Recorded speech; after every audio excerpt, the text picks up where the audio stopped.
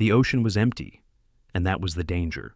Across hundreds of miles of open Pacific, two carrier fleets searched for each other without knowing who would strike first or who would survive the day. There would be no warning shots, no gradual escalation. When contact finally came, it would arrive at full force, carried on wings, decided in hours, and paid for in ships, pilots, and experience that could never be replaced. This was the Battle of the Santa Cruz Islands, a battle fought almost entirely in the air, at a moment when the Pacific War still hung in the balance. By the autumn of 1942, the fight for Guadalcanal had become a grinding test of endurance. Control of the island depended on control of the sea, and control of the sea depended on carriers that were already worn thin. And both sides understood the stakes clearly. Whoever lost their carrier strength here risked losing the entire campaign. For the United States Navy, the situation was precarious. Only a handful of carriers remained operational. Crews were exhausted. Aircraft were worn. Losses from earlier battles had not yet been fully replaced. And yet, withdrawal was not an option. Guadalcanal had to be held. And that meant the carriers had to fight. For Japan, Santa Cruz represented opportunity. The Imperial Japanese Navy still possessed skilled pilots and aggressive doctrine. If American carriers could be destroyed, the tide might still be reversed. But this was no longer the opening phase of the war. Every loss now carried consequences that extended far beyond the immediate battle. When the first search planes made contact, the race began. Strike groups were launched at extreme range. Pilots flew toward coordinates that might already be outdated. Timing became everything. The battle unfolded in overlapping waves, attacks crossing paths in mid-air, defenses forming and reforming in minutes. Anti-aircraft fire filled the sky. Fighters tangled above burning decks. Hits landed, not as singular moments, but as cascading damage that tested crews to their limits. The American carriers fought desperately. The USS Hornet was struck repeatedly, her decks shattered, fires raging as damage control teams fought to keep her alive. The USS Enterprise was hit as well, wounded, but still fighting, still launching and recovering aircraft under attack. Japanese carriers absorbed punishment too. Flight decks burned, aircraft were lost in staggering numbers, pilots failed to return. And here, the battle revealed its true meaning. Tactically, Santa Cruz was costly for the United States. Hornet would be lost. Damage was severe. On paper, it appeared to favor Japan. But the war was no longer decided on paper. Japan lost something far more valuable. Experienced pilots, air crews trained over years, leadership that could not be replaced quickly. The United States lost ships, but preserved its people. Japan preserved hulls, but bled expertise. From that moment forward, the balance of naval aviation shifted in a way that could not be reversed. The Battle of the Santa Cruz Islands mattered because it marked the last time Japan could contest carrier superiority on equal terms. After Santa Cruz, Japanese carriers would sail with shrinking air groups. Training pipelines would never recover. American carrier strength, by contrast, would grow, fed by industrial power and expanding experience. Santa Cruz did not feel like victory. It felt like survival, like endurance, like the war grinding forward regardless of cost. But in that grinding, the future was decided. Tonight, we return to that empty ocean and the skies above it. To the pilots who flew, knowing there might be no deck to return to. To the crews who fought fires while aircraft still launched. To the battle where the Pacific War crossed a line it would never cross back. This is the history of the Battle of the Santa Cruz Islands.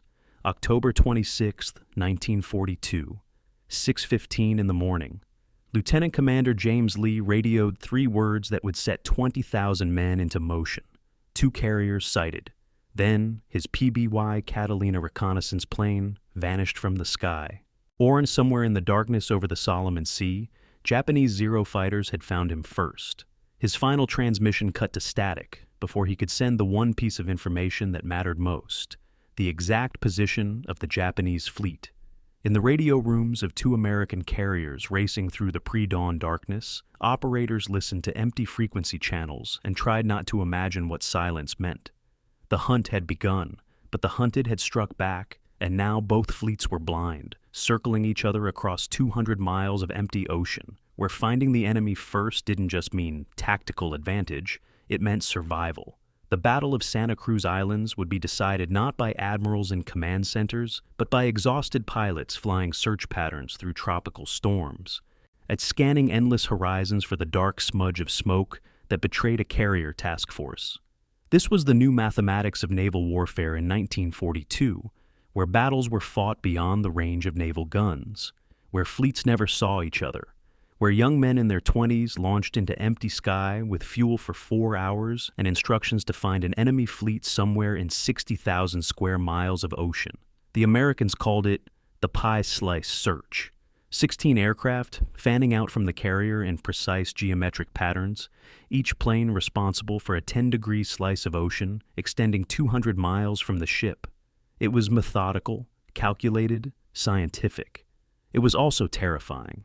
Every pilot knew that finding the enemy meant becoming a target, that reporting a sighting meant dying before help could arrive. It knew that the Japanese Zeros climbing to intercept were faster, more maneuverable, and flown by pilots with twice their experience. Admiral Thomas Kincaid stood in the flag plot of USS Enterprise, studying reconnaissance reports that were already 30 minutes old by the time they reached his hands. Intelligence suggested the Japanese had 4 carriers somewhere to the northwest.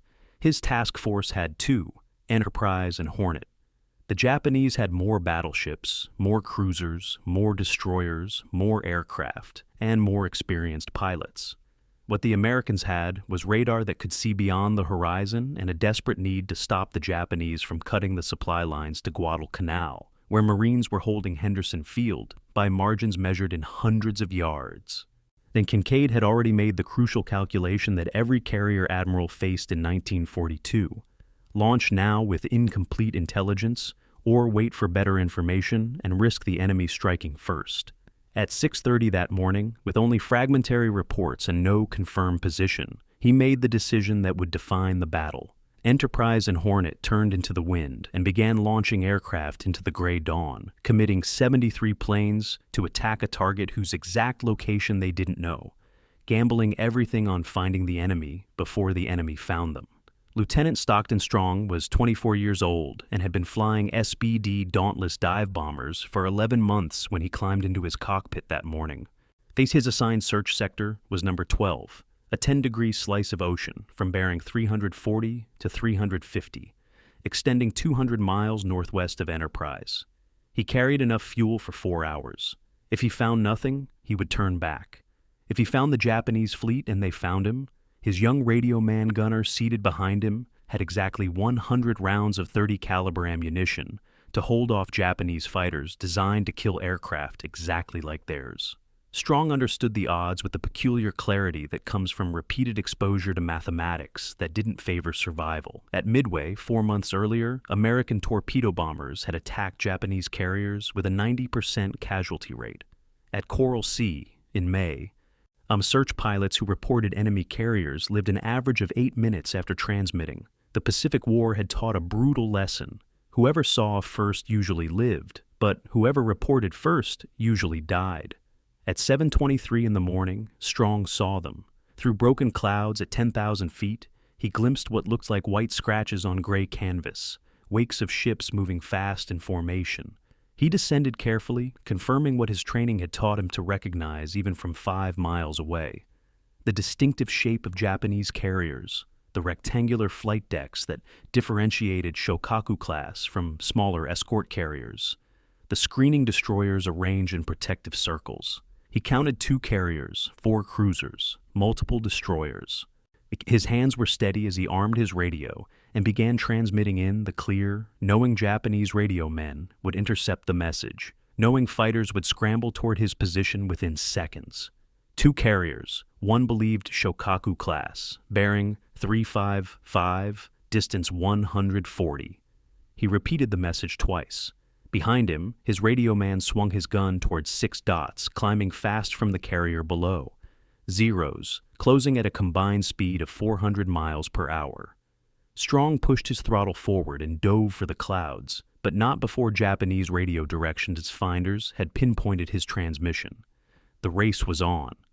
What Strong didn't know, couldn't know, was that at the exact moment he was transmitting his sighting report, Japanese scout planes had spotted the American fleet, that the two forces had been hunting each other all morning, and now, simultaneously, both had found their prey. In the flag bridges of carriers on both sides, admirals faced the same decision at the same moment: launch immediately or lose the initiative. The Japanese strike leader, Commander Mamoru Seiki, was already in his cockpit when the order came. He had 65 aircraft ready, 21 Val dive bombers, 20 Kate torpedo bombers, 24 Zero fighters for escort. Every pilot had flown combat missions against American carriers before. Many had participated in the attack on Pearl Harbor 10 months earlier. They knew American carriers, knew American tactics, knew how to coordinate dive bombing and torpedo attacks into the devastating anvil strike that had crippled USS Lexington at Coral Sea. As Seki's formation climbed away from Shokaku's flight deck, Japanese maintenance crews were already preparing the second strike wave, confident their veterans would destroy at least one American carrier in the opening blow. The American strike launched from Enterprise and Hornet between 800 hours and 8:30 was a different beast entirely. Of the 73 aircraft that formed up in the humid air above the American task force, a third of the pilots had never attacked a carrier before. 12 had arrived from stateside training squadrons just 2 weeks earlier and had never landed on a carrier at sea until they joined the Enterprise Air Group. Their strike leader, Lieutenant Commander John Flatley, was a veteran of Coral Sea, but he led a formation that mixed experienced survivors with replacements so green they still got airsick in rough weather. The torpedo squadron included 9 TBF Avengers, lumbering aircraft that were death traps if caught by Zeros, slow, poorly armed, carrying 1-ton torpedoes that often failed to detonate even when they hit. The dive bomber squadrons were more experienced, flying SBD Dauntless aircraft that had proved themselves at Midway. But even these veteran units had lost so many pilots that squadron rosters bore the names of men who'd completed training just months before. At 8:45 in the morning, something extraordinary happened that neither side had planned for, that would fundamentally alter how both fleets fought the battle. After the American strike heading northwest and the Japanese strike heading southeast passed within 10 miles of each other, pilots on both sides saw the enemy formation. Dark shapes against clouds, the distinctive silhouettes of aircraft they'd been trained to recognize and kill. For perhaps 30 seconds, both strike leaders faced the same impossible choice: break formation to engage the enemy strike or continue toward the enemy carriers. American fighter pilots radioed requests to attack. Japanese Zero pilots banked toward the American formation, then straightened back on course. Both strike leaders made the same calculated decision: let the enemy strike pass, hit the enemy carriers first, win the battle at its source rather than in a confused melee over empty ocean. It was the most disciplined moment of an undisciplined battle, and it meant both carrier fleets would be hit before they knew their own strikes had launched. The geometry of carrier warfare had created a simultaneous exchange where both sides would swing at each other at the same instant, where there would be no clear first strike, no advantage to whoever saw first. Only the terrible efficiency of coordinated violence arriving at two targets at exactly the same time. As the two strike formations passed each other and continued toward their targets, radio men on both sides transmitted frantic updates. Scratch 2 carriers crackled through American frequencies, then immediately corrected. No, they're torpedo planes. Lots of torpedo planes. Japanese communications reported American dive bombers heading northwest. Estimated time to target 50 minutes. In the combat information centers of 4 Japanese and 2 American carriers, radar operators and fighter direction officers performed desperate calculations. How many fighters could be launched in time? How many were already committed to escorting the strike? How many could be held back for defensive combat air patrol? The Americans had 38 F-4F Wildcat fighters available. The Japanese had 40 Zeros. Both forces needed half their fighters to escort strikes and half to defend carriers. But the mathematics of aerial combat meant that 18 fighters defending against 65 attackers had almost zero chance of stopping a coordinated strike. The defenders would be overwhelmed by numbers. Some attackers would get through. Ships would burn. The final moments before both strikes reached their targets were marked by the peculiar calm that experienced pilots described in their after-action reports, the transition from navigation to combat, from flying to fighting, from mission to survival.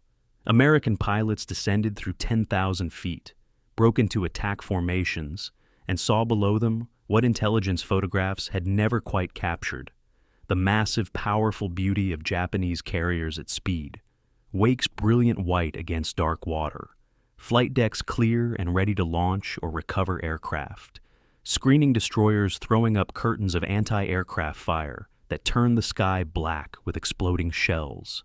Japanese pilots approaching the American task force saw something different: two carriers maneuvering independently, turning hard to avoid predictable courses, their escort destroyers already laying smoke screens, radar-directed fighters climbing to intercept at altitudes and positions that suggested the Americans knew exactly where the strike was coming from and when it would arrive. The technological advantage of radar versus the tactical advantage of experience. American electronics versus Japanese skill. Two philosophies of warfare about to collide with enough violence to sink ships that weighed 30,000 tons. The ghost carriers both fleets had been hunting all morning were ghosts no longer. They were targets, and the killing was about to begin. October 13th, 1942, 2 weeks before the Battle of Santa Cruz. Marine Corporal Eugene Sledge crouched in a muddy foxhole on Guadalcanal and watched Japanese battleships appear on the horizon, like dark mountains rising from the sea. He had never seen battleships before.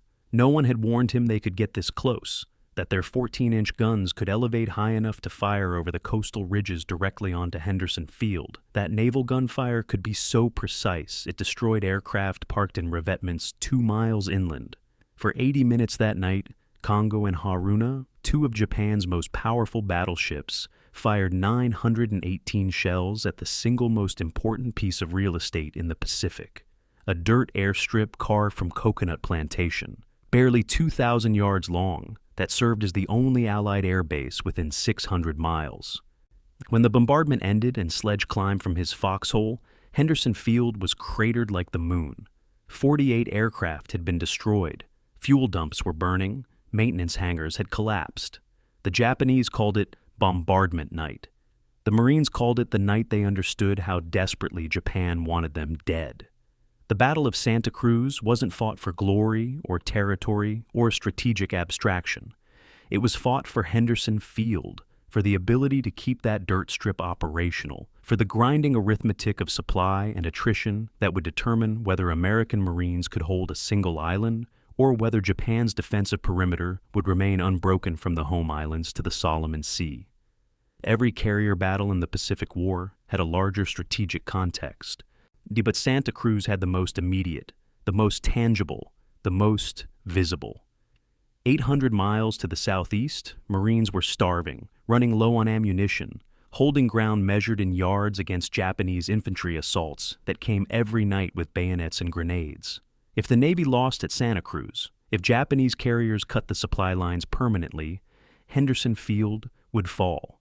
If Henderson Field fell, 11,000 Marines would be killed or captured. If Guadalcanal fell, the war in the Pacific would extend by a year, perhaps 2. Every pilot who climbed into a cockpit on October 26th understood this arithmetic, understood they weren't just attacking enemy carriers, they were keeping their fellow Americans alive. The campaign for Guadalcanal had begun 4 months earlier with what seemed like a straightforward operation. Land Marines on a lightly defended island, capture the Japanese airfield under construction, hold the position until the Navy could secure the surrounding waters. The 1st Marine Division landed on August 7, 1942, expecting light resistance and rapid reinforcement. They got neither. Japanese forces on Guadalcanal turned out to be far more numerous and far more determined than intelligence had suggested. The naval battle of Savo Island, fought 3 days after the landing, resulted in the worst defeat in the history of the United States Navy. 4 heavy cruisers sunk in 30 minutes, over 1,000 sailors killed, and the surviving American ships forced to withdraw. The Marines were stranded. For 4 months, they held Henderson Field while the Japanese Navy ran supply missions every night, the Tokyo Express, bringing reinforcements, ammunition, and artillery that made each day deadlier than the last. By October, the Japanese had 20,000 troops on the island. The Americans had 23,000. The battle had become a siege. General Harukichi Hyakutake commanded Japanese forces on Guadalcanal and believed October 1942 would be the month of final victory. His intelligence officers assured him American morale was collapsing, that Marines were down to 30 days of ammunition, that one coordinated push would overwhelm Henderson Field's defenses. He planned a three-pronged assault for October 24th, infantry from the south, artillery from the north, and naval bombardment from the sea. When Henderson Field fell, and Japanese planners used the word when, not if, the combined fleet would move carriers close enough to provide air cover for a massive reinforcement convoy. 20,000 additional troops would land, overwhelming any surviving Marines, and Guadalcanal would become the fortress from which Japan would hold the Solomon Islands indefinitely. Admiral Isoroku Yamamoto, commander of the combined fleet, supported the plan enthusiastically. He knew the Americans had only two carriers operational in the Pacific, Enterprise and Hornet. If his four carriers could destroy both, American naval power in the Pacific would be broken for at least 6 months, long enough to fortify Guadalcanal into an impregnable base. The Japanese ground offensive began on October 24th, exactly as General Hyakutake planned. 20,000 Japanese infantry attacked through jungle so dense that battalions lost contact with each other, so muddy that artillery pieces sank to their axles, so dark at night that officers used bayonets to maintain physical contact with the soldiers ahead of them. They attacked Henderson Field's southern perimeter in waves, preceded by artillery barrages, supported by machine gun fire, backed by the desperate courage of men who believed their emperor required this victory. The Marines, dug into positions they'd spent 2 months fortifying, met them with interlocking fields of fire from .30 caliber machine guns, with pre-registered mortar strikes on approach routes, with a kind of disciplined defensive combat that turned jungle warfare into killing zones measured in yards. For 2 days and 3 nights, the battle raged along a perimeter that compressed to distances where soldiers could hear enemy commanders shouting orders, where grenades were thrown back and forth, where the dead accumulated in piles because no one could retrieve bodies under fire. On October 25th, Japanese radio operators transmitted the message their fleet had been waiting for. Banzai! Airfield captured. Yamamoto received the victory report aboard his flagship and immediately ordered his carrier fleet to advance. This was the moment everything had been building toward. The opportunity to launch strikes against American carriers while they were cut off from their only nearby air base, while they had no land-based air support, while they were isolated and vulnerable. His 4 carriers, Shokaku, Zuikaku, Zuiho, and Junyo, increased speed to 24 knots and began closing the distance to where intelligence believed Enterprise and Hornet were operating. Pilots were briefed, aircraft were armed and fueled, deck crews prepared for the most important strike since Midway. In the minds of Japanese planners, Guadalcanal was already won. The carrier battle ahead was not about taking the island. It was about destroying American naval power so completely that no counterattack would be possible, so decisively that the Americans would have to negotiate rather than continue a war of attrition they could no longer afford. It was a beautiful plan, elegant in its coordination of ground and naval forces, sophisticated in its strategic thinking. It had one fatal flaw.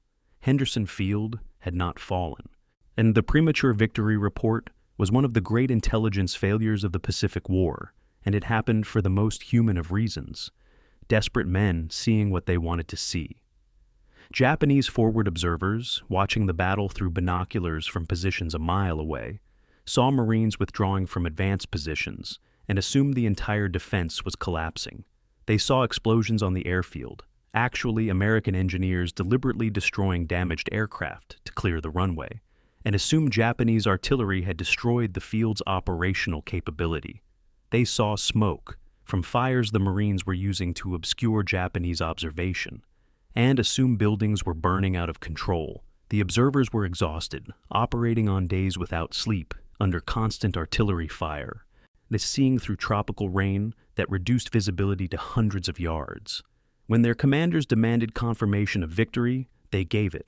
The report went up the chain of command, each level adding certainty to what had been tentative observation, until it reached Yamamoto as established fact. By the time reconnaissance flights the next morning confirmed Henderson Field was still operational, still launching aircraft, still in American hands, the Japanese carrier fleet was already committed.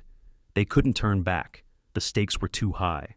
Guadalcanal had not fallen, but now the battle would be fought anyway, under conditions less favorable than planned, against an enemy that wasn't defeated.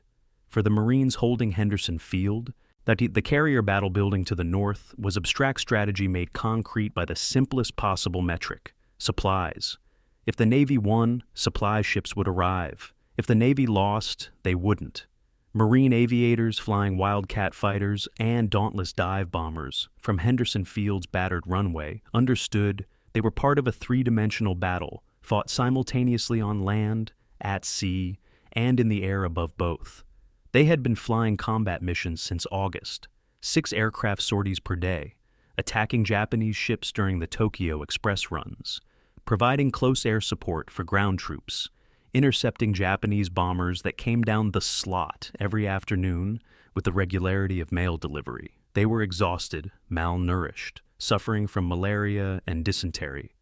Flying aircraft held together by improvised repairs because replacement parts never arrived in sufficient numbers. A Japanese pilot captured on Guadalcanal in early October expressed genuine surprise that American pilots could fly at all under such conditions. "We expected you to surrender," he told interrogators. "How can you fight when you have nothing?" The answer to that question was complicated, rooted in logistics and determination and the stubborn arithmetic of industrial warfare. American supply ships did reach Guadalcanal, just not in sufficient numbers, not on predictable schedules, not without running gauntlets of submarine attacks and air strikes that turned every supply run into a battle. The Marines had ammunition for 1 more month of sustained combat. They had aviation fuel for 2 weeks of normal operations. They had food for 40 days if rationed strictly, longer if pilots stopped flying as many missions and ground troops stopped patrolling as aggressively. What they didn't have was time to wait for the Navy to rebuild its forces, to bring down carriers from the West Coast, to accumulate overwhelming strength before engaging the Japanese fleet. The battle had to be fought now, in late October, with whatever forces were available, because waiting meant watching Henderson Field's supplies dwindle to nothing, meant watching Japanese reinforcements accumulate, meant fighting a battle later under worse conditions. Admiral Chester Nimitz, commanding all Pacific forces from his headquarters at Pearl Harbor, understood this calculus perfectly. When his staff suggested waiting for Saratoga to complete repairs before committing carriers to battle near Guadalcanal, Nimitz shook his head. "The Marines don't have time for us to be careful," he said. "Send Enterprise and Hornet." So the carrier battle that became Santa Cruz was fought not because admirals wanted a decisive engagement, not because strategic theory suggest at the time was optimal, not because intelligence promised favorable conditions. It was fought because Marines on Guadalcanal needed supplies, and supplies needed sea lanes, and sea lanes needed carriers to keep Japanese air power away from transport ships. The battle was fought because abstraction had to become concrete, because strategic necessity had to be translated into young men climbing into aircraft and flying toward ships bristling with anti-aircraft guns. That because someone had to do the violent mathematics of deciding whether trading one carrier for the survival of 11,000 Marines was acceptable arithmetic. Admiral Kincaid, commanding Task Force 16 from Enterprise's flag bridge, understood he wasn't just fighting a naval battle. He was fighting to keep Henderson Field operational for another month, to keep supplies flowing for another 6 weeks, to buy enough time for the massive American industrial mobilization to tip the balance irrevocably. The battle wasn't about winning. It was about not losing long enough for winning to become possible. That was the stakes. That was what made Santa Cruz different from Midway's desperate defense or Coral Sea's strategic chess match. At Santa Cruz, there was no grand strategy, and no clever tactical innovation that would change the war's trajectory. There was only the grinding necessity of holding a dirt airstrip on an island most Americans had never heard of, Because that dirt airstrip was the only thing preventing Japan from turning the entire Southwest Pacific into a defensive zone the United States might never penetrate. Henderson Field's lifeline ran through carrier decks, and whether those carriers survived or sank would determine whether Marines lived or died. It was that simple. It was that brutal. And everyone involved knew it. The radar console in USS Enterprise's Combat Information Center was a circular green screen 12 inches across, mounted in a steel cabinet that hummed with vacuum tube heat. I, Ensign Robert Gibson, sat in front of it in the pre-dawn darkness of October 26th and watched electronic ghosts appear at the edge of his screen, bright green blips that represented aircraft, dozens of them, approaching from the northwest at 180 miles per hour. He called out bearing and distance every 30 seconds, while officers behind him plotted positions on a transparent board, trying to determine if these were American aircraft returning from search missions or Japanese aircraft coming to kill them. The blips were 60 miles away when Gibson made the call that would define the battle's opening moments. Bogies inbound, many planes, bearing 310, and a distance 588 miles.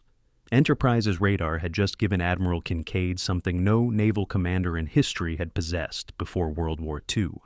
Advance warning of air attack from beyond visual range. Enough time to launch fighters, turn ships into defensive positions, prepare anti-aircraft crews for incoming strikes. The Japanese fleet, operating 200 miles to the northwest, had no such warning system.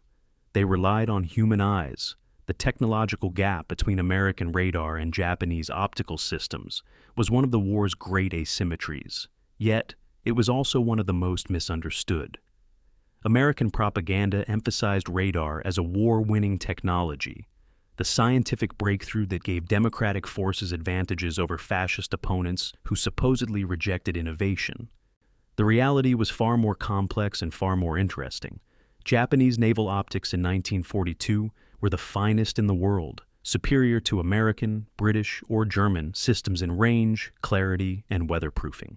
A trained Japanese lookout using Type 96 20 by 120 binoculars could identify aircraft types at 15 miles, could count ships in a formation at 20 miles, could detect surface contacts in conditions where American radar showed only clutter from sea returns and weather. The Japanese Navy trained lookouts with the same intensity they trained pilots. Hundreds of hours of practice distinguishing aircraft silhouettes, memorizing recognition features, developing the kind of visual acuity that became almost superhuman through repetition and focus. These men were artists of observation, and their skill was respected throughout all navies. What radar could do, and what Japanese optical systems could never match, was see through weather, darkness, and over horizons. The CXAM radar installed on Enterprise was primitive by later standards, prone to breakdown, requiring near-constant adjustment by technicians who kept spare vacuum tubes in their pockets like mechanics carried spare parts. It had a maximum range of approximately 60 miles under ideal conditions, less in rain, sometimes more if aircraft were flying high enough to reflect signals cleanly. The scope showed bearing and distance but couldn't determine altitude with accuracy. Couldn't identify whether a blip represented one aircraft or 10 flying in close formation. Couldn't distinguish friend from enemy unless the aircraft carried IFF transponders, and ISFF equipment in 1942 malfunctioned so frequently that fighter direction officers learned to ignore it. But even with all these limitations, radar gave the Americans something invaluable: time. 20 minutes of warning instead of 5. Enough time to launch 8 fighters instead of 3. Enough time to turn carriers into the wind for maximum maneuverability instead of being caught in the middle of a turn. In carrier warfare, where battles were decided in minutes, 20 minutes of advance warning was revolutionary. The Japanese understood radar's potential. They had developed their own systems. ACE had installed primitive air search radars on some battleships and cruisers, but they never deployed radar on carriers during the Guadalcanal campaign. This was partly technological lag. Japanese radar systems in 1942 were years behind American development. But it was also philosophical choice. Japanese naval doctrine emphasized offensive action and pilot skill over defensive technology. Their carrier designs maximized aircraft capacity and offensive striking power at the expense of radar rooms, fighter direction centers, and the complex communications equipment needed to coordinate radar-directed fighter interception. A Japanese carrier's island structure was smaller, more streamlined, designed to reduce air resistance and allow the ship to achieve higher speeds. There was no room for bulky radar antennas, and no space for the radar rooms that on American carriers occupied valuable volume that could otherwise carry aircraft or fuel. The Japanese had made a calculated trade-off. They would see farther with optical systems, strike faster with more experienced pilots, win battles through superior skill rather than electronic assistance. At Coral Sea and Midway, this philosophy had failed. At Santa Cruz, they would try again. The consequences of this technological gap became visible in the minutes before the first strikes arrived. Enterprise's fighter direction officer, Lieutenant William Reed, sat in the carrier's Combat Information Center with a radio headset, a plotting board, and a god's eye view of the battle space that would have seemed like magic to naval officers 20 years earlier. And he could see his own combat air patrol, 8 F-4F Wildcat fighters orbiting 15,000 feet above the carrier, as green blips on radar. He could see the incoming Japanese strike as a large cluster of blips approximately 60 miles out, closing at 3 miles per minute. He could calculate intercept angles, determine optimal altitude for engagement, and direct American fighters to positions where they would have altitude and sun advantage. He gave vectors that put Wildcats 30 miles from the carrier, directly in the path of incoming Japanese aircraft, with 3,000 feet of altitude advantage. Scramble Vector, 310, Angels 15, Buster. 8 American fighters turned northwest and climbed, guided by disembodied electronic voices toward enemies they couldn't yet see. Compare this to the situation aboard Shokaku, its flagship of the Japanese carrier force. Lookouts scanned the sky with binoculars, relying on visual detection that was limited to perhaps 25 miles under perfect conditions, perhaps 10 miles in the broken clouds and intermittent rain that characterized South Pacific weather. Japanese fighter direction was coordinated by radio and hand signals from the carrier's air officer, who stood on the flight deck's edge with a colored paddle, orchestrating takeoffs and landings with the precision of a conductor, but without any electronic assistance. When American dive bombers appeared overhead, first as tiny specks, then as growing shapes diving from 14,000 feet, Japanese crews had perhaps 3 minutes of warning, 3 minutes to train guns, to alert crews, or to launch fighters that were sitting on deck with pilots already in cockpits. American radar had given Enterprise crews 20 minutes for the same preparation. The mathematics of this gap was brutal. American fighters intercepted incoming strikes 30 miles from their carriers, while Japanese fighters often didn't launch until enemy aircraft were already pushing over into attack dives. The technology of seeing had become the technology of surviving, yet radar alone couldn't guarantee victory. And the Battle of Santa Cruz would prove this limitation in the most painful way possible. American radar could detect aircraft at 60 miles, but couldn't identify them with certainty until they were within visual range of fighter patrols. Japanese aircraft and American aircraft returning from strikes showed up as identical green blips, and creating confusion that sometimes kept American fighters grounded, while friendly aircraft were mistaken for enemies, or worse, sent American fighters chasing their own bombers while actual Japanese strikes approached undetected. On the morning of October 26th, Enterprise's radar tracked multiple groups simultaneously: the outgoing American strike heading northwest, the incoming Japanese strike heading southeast, returning search aircraft coming from multiple directions, friendly fighters orbiting on combat air patrol. Radar operators did their best to distinguish these groups through careful plotting and communication with known friendly aircraft. But the potential for catastrophic error was always present. At 8:45 that morning, when American and Japanese strike groups passed within 10 miles of each other, our radar showed only overlapping blips. Fighter direction officers couldn't tell which aircraft were going where, couldn't vector fighters to intercept, couldn't provide meaningful guidance beyond, "There are many aircraft in Sector 310. The most critical limitation of early radar technology was the gap between detection and action. Radar could see an incoming strike, could track its approach, could provide bearing and range to defending fighters. What radar couldn't do in 1942 was guide anti-aircraft fire, couldn't aim guns at targets beyond visual range, couldn't translate electronic information into the precise ballistic calculations needed to explode shells in the path of attacking aircraft.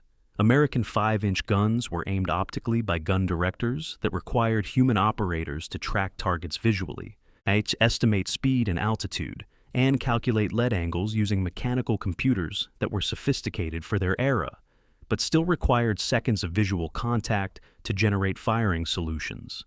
This meant American ships couldn't shoot at aircraft their radar detected until those aircraft came close enough for optical tracking, usually within 3 miles, often less in poor visibility.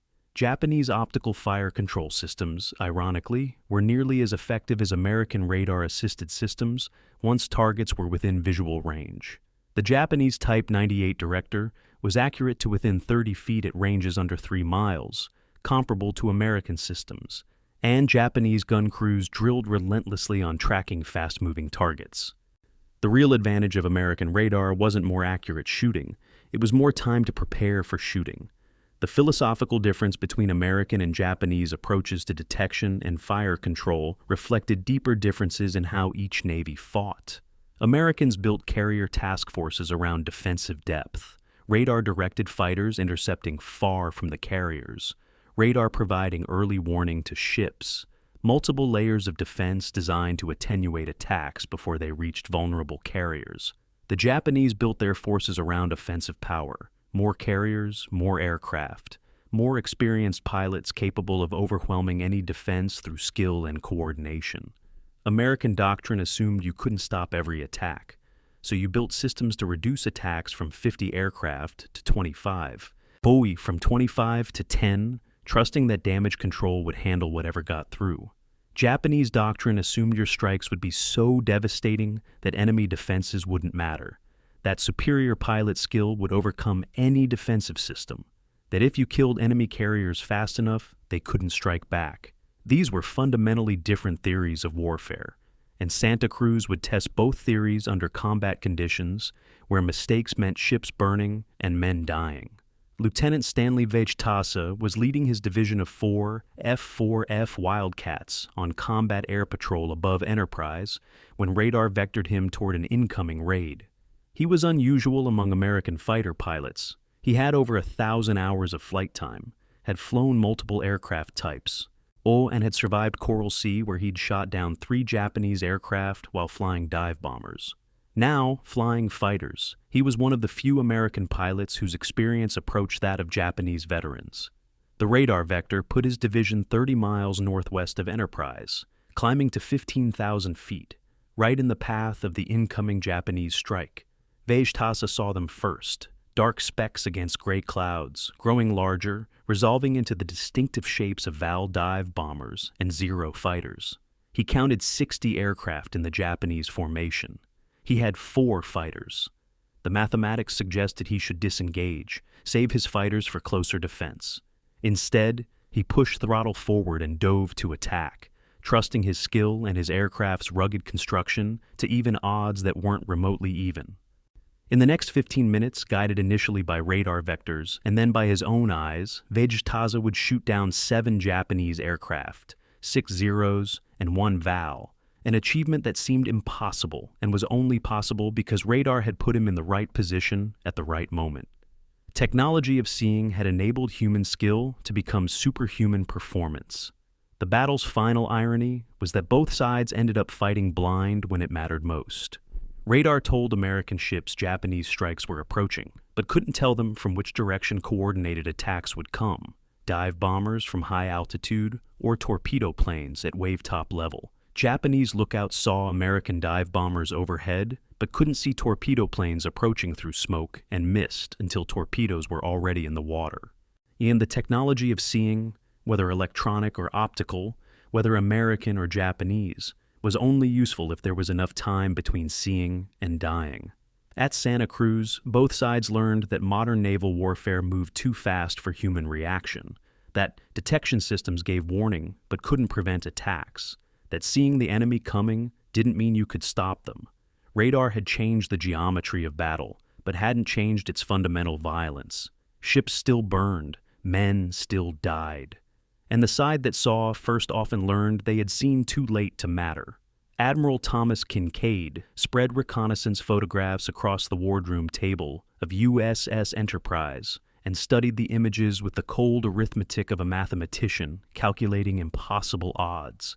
Intelligence had confirmed 4 Japanese carriers operating northwest of his position, Shokaku and Zuikaku, the veterans of Pearl Harbor, plus Zuiho and Junyo.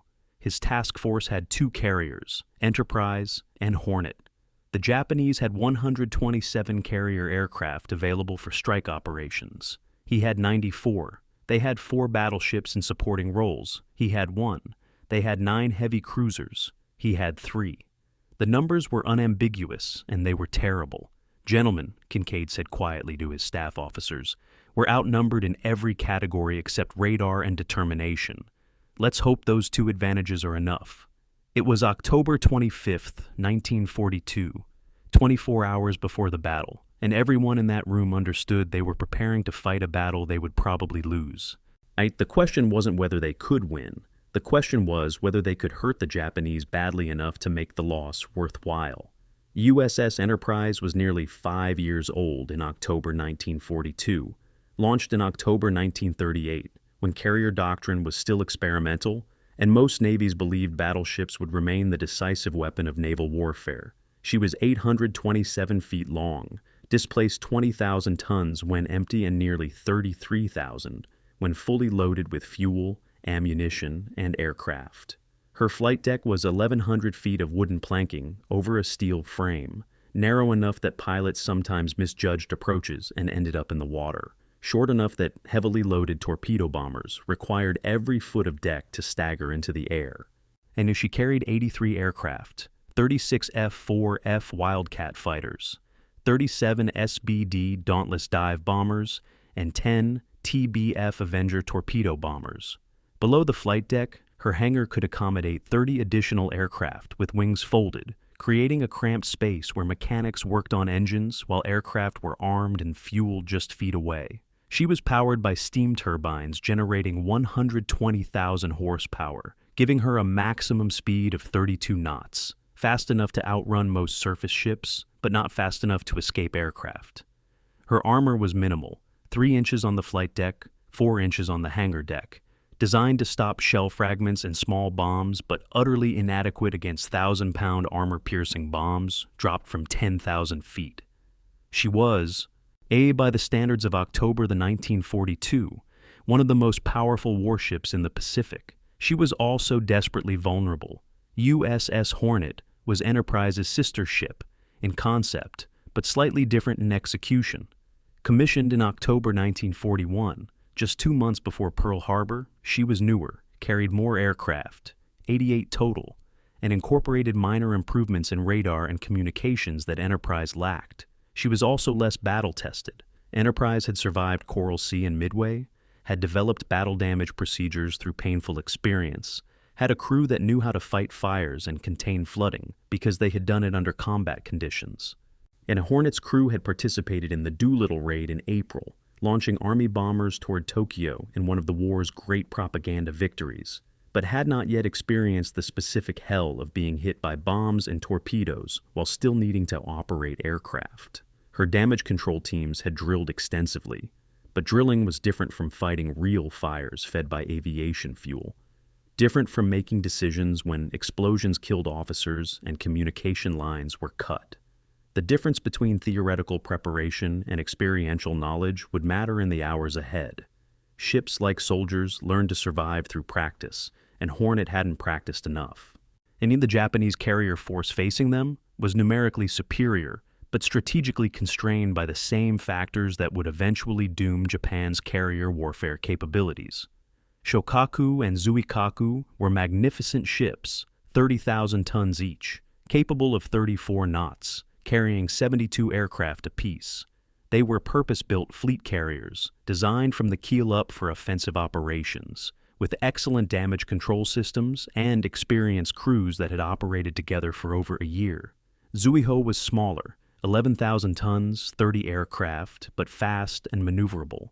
Juno was a converted passenger liner, her civilian origins still visible in her profile, carrying 53 aircraft, but lacking the armor and compartmentalization of purpose-built carriers. Together, these 4 carriers represented half of Japan's remaining fleet carrier strength, and their presence in the Solomons indicated how desperately Japan needed to win at Guadalcanal. What American intelligence didn't know, couldn't know, was that Japanese maintenance procedures and operational tempo had worn down these carriers over months of continuous operations. Aircraft availability rates were lower than planned. Maintenance crews were exhausted. Spare parts were becoming scarce. The Japanese force was numerically superior, but mechanically strained. The aircraft themselves, the actual machines that would fight the battle, represented different philosophies of design and different expectations of pilot skill. The F-4F Wildcat was slower than the Zero, less maneuverable, couldn't climb as fast or turn as tightly. What it could do was absorb punishment. American aircraft designers had built the Wildcat with armor behind the pilot's seat, self-sealing fuel tanks that didn't explode when hit, rugged construction that kept flying even with dozens of bullet holes, a Zero that took one .50 caliber bullet through the wing root often caught fire and fell from the sky. A Wildcat that took 20 hits limped home. American pilots developed tactics, the Thatch Weave, that used mutual support and diving attacks to offset the Zero's maneuverability advantage. They learned to never dogfight a Zero in turning combat, to use altitude and speed to dictate engagement terms, to survive rather than pursue glory. These were the tactics of experienced underdogs. And they worked because American pilots were still alive to fly another mission, while Japanese aces who pursued individual victories ended up separated from wingmen and vulnerable to coordinated attacks. The SBD Dauntless dive bomber was perhaps the most important American aircraft at Santa Cruz, the weapon that had won at Midway and would determine whether Japanese carriers could be hit hard enough to matter. It was slow, maximum speed 250 miles per hour, and vulnerable to fighter attack. But in the hands of a skilled pilot, it was devastatingly accurate. The Dauntless could carry a 1,000-pound armor-piercing bomb and deliver it from a 70-degree dive with enough precision to hit a moving carrier deck. Its American dive bomber pilots trained for months to master the technique, push over into near vertical dive from 14,000 feet, accelerate to 300 miles per hour while aiming through a telescopic sight, release at 2,000 feet and pull out hard enough to gray out vision, while anti-aircraft fire turned the air black with explosions. It was technical flying that required steady nerves and mathematical precision, and the pilots who survived Midway and Coral Sea had become experts. The Japanese Valdive bomber was similar in concept, but lighter, carried a smaller bomb load, and was even more vulnerable to fighters. Japanese dive bomber pilots were highly skilled. Many had practiced against target ships for years, but their aircraft couldn't absorb damage the way American designs could. Torpedo bombers represented the great vulnerability for both sides. The American TBF Avenger was large, slow, carried a crew of 3, and became a flying coffin if caught by fighters. It flew at 150 miles per hour when carrying a torpedo, couldn't maneuver aggressively without stalling, and required a long straight run toward the target to drop its weapon, a run that made it an easy target for anti-aircraft fire. At Midway, American torpedo bombers had attacked Japanese carriers with a 90% casualty rate, sacrificing themselves to draw Japanese fighters down to wave-top altitude, so that dive bombers could attack unmolested from high altitude. The Japanese Kate torpedo bomber was faster, more maneuverable, but equally vulnerable. You see, the difference was pilot experience. Japanese torpedo pilots had trained for coordinated anvil attacks, where bombers approached from multiple directions simultaneously, splitting defensive fire and guaranteeing some aircraft got through. American torpedo pilots were still learning these tactics, still developing the coordination that made torpedo attacks survivable. This experience gap would matter. Perhaps the most critical difference between American and Japanese forces wasn't ships or aircraft, but the systems supporting them. American carriers practiced aircraft turnaround, the time required to land, refuel, rearm, and relaunch aircraft with assembly line efficiency. Enterprise could recover a strike, refuel, and rearm aircraft, and launch them again in under 50 minutes when crews were experienced and systems functioned properly. The Japanese carriers required 70 to 90 minutes for the same evolution because their procedures emphasized safety and pre-flight inspection over speed. American damage control emphasized compartmentalization and redundancy, multiple fire mains, backup generators, cross-connected systems that meant losing one compartment didn't cascade into losing the entire ship. Japanese damage control emphasized watertight integrity and rapid repair, trusting crew skill to overcome system failures. These were fundamental differences in engineering philosophy, and they meant American carriers could survive more damage but might lose operational effectiveness, while Japanese carriers maintained operations longer but were more vulnerable to catastrophic failure once damage exceeded certain thresholds. The escort ships surrounding the carriers represented yet another asymmetry. Japan's 4 battleships, massive, powerful ships with 14-inch guns, were present primarily as anti-aircraft platforms and emergency defense against surface attack. They consumed enormous amounts of fuel, required large crews, and contributed relatively little to carrier operations except as symbols of naval power. American doctrine had evolved past this point. Battleships were too slow and too fuel-intensive to operate with carrier task forces, too vulnerable to air attack to justify their presence. The single American battleship at Santa Cruz, USS South Dakota, was there primarily to test new anti-aircraft systems, not because battleships were considered essential to carrier warfare. It was the cruisers and destroyers screening both forces were more important. Their anti-aircraft guns, their ability to maneuver quickly to protect carriers, their role in rescuing downed pilots. Japanese destroyers were larger and more heavily armed than American designs, carried devastating long-lance torpedoes that were the finest in the world, but weren't optimized for anti-aircraft warfare. American destroyers were smaller, less glamorous, but carried radar fire control systems and were specifically designed for fleet screening operations. Admiral Kinkaid understood all these factors when he studied his reconnaissance photographs the night before battle. He knew his carriers were outnumbered, but not outclassed. He knew his pilots were less experienced, but his aircraft were more rugged. He knew his defensive systems, radar, damage control, the tactical doctrine, were superior, but his offensive striking power was inferior. The mathematics suggested he couldn't win a straightforward slugging match, so he wouldn't fight one. American carriers would use radar to detect Japanese strikes early, would vector fighters to intercept far from the carriers, would launch strikes while maneuvering defensively to reduce vulnerability. The Japanese would fight aggressively, would coordinate strikes with the kind of precision only experienced pilots could achieve, would try to overwhelm American defenses through superior skill and numbers. 2 different theories of carrier warfare were about to collide with enough violence to test which philosophy was correct, or perhaps which philosophy could survive mistakes, absorb losses, and still remain operationally effective. That was the real question. Not who would win the battle, but who could afford to lose it and keep fighting. The Americans believed they could trade one carrier for time, for pilot experience, for the strategic breathing room Guadalcanal needed. The Japanese believed they could destroy American carrier power permanently, win decisive victory, force negotiations before American industrial production became overwhelming. Both sides were partially correct. Both sides would learn that carrier warfare in 1942 didn't reward the boldest or the most skilled. It rewarded whoever could survive disaster and keep fighting afterward. The dance of unequal partners was about to begin, and neither side knew all the steps.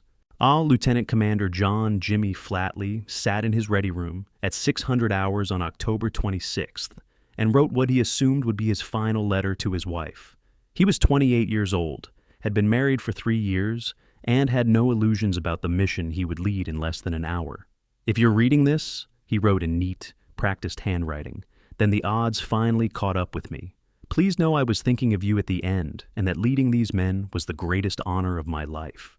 He sealed the envelope, handed it to the ship's chaplain, with instructions to mail it only if necessary, and walked toward the flight deck where his aircraft waited. He was commander of Air Group 10, responsible for coordinating Enterprise's entire strike package, dive bombers, torpedo planes, or in fighters, in an attack against Japanese carriers defended by the finest naval aviation force in the world. He had flown combat at Coral Sea, knew exactly what anti-aircraft fire did to aircraft, knew the statistics that said half his pilots wouldn't return.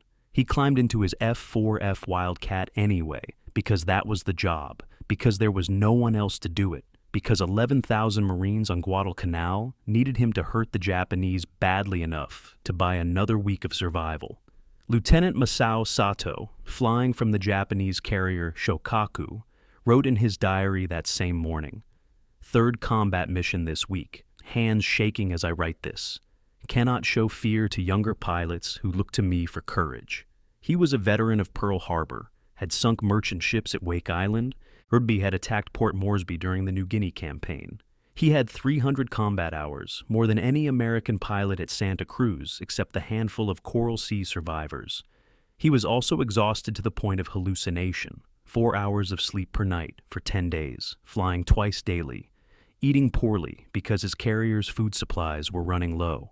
Japanese operational tempo didn't allow rest. The doctrine assumed pilots were warriors who transcended physical limitations through spiritual strength, who could fly combat missions indefinitely as long as their honor demanded it. Sato knew this was nonsense, knew fatigue degraded judgment, knew mistakes came from exhaustion, not cowardice. But he also knew complaining about exhaustion was considered shameful. So he wrote his fears privately. Then walked to his aircraft and projected the confidence his wingmen needed to see. The ready rooms of both navies that morning contained men confronting mortality with different vocabularies but identical awareness. American pilots on Enterprise and Hornet gathered for final briefings at 05:45 hours, receiving target assignments, weather updates, and the coordinates where Japanese carriers were believed to be operating. The briefing officer's voice was matter of fact. Intelligence suggests heavy fighter cover, expect zeros at all altitudes, anti-aircraft will be intense, maintain radio discipline, and remember your division tactics. What he didn't say, what everyone already knew, was that some aircraft wouldn't return. That carrier attacks were measured in the double-digit casualty rates. That the Navy had a clinical term, acceptable losses, for what was about to happen. The pilots listened, asked technical questions about fuel reserves and radio frequencies, then filed out toward their aircraft. Some touched photographs of girlfriends or wives taped inside cockpits. Some prayed quietly. Most simply climbed into their seats and began pre-flight checks with the automatic precision of men who had learned that keeping busy was better than thinking. Japanese ready rooms had a different ritual, but similar undertones.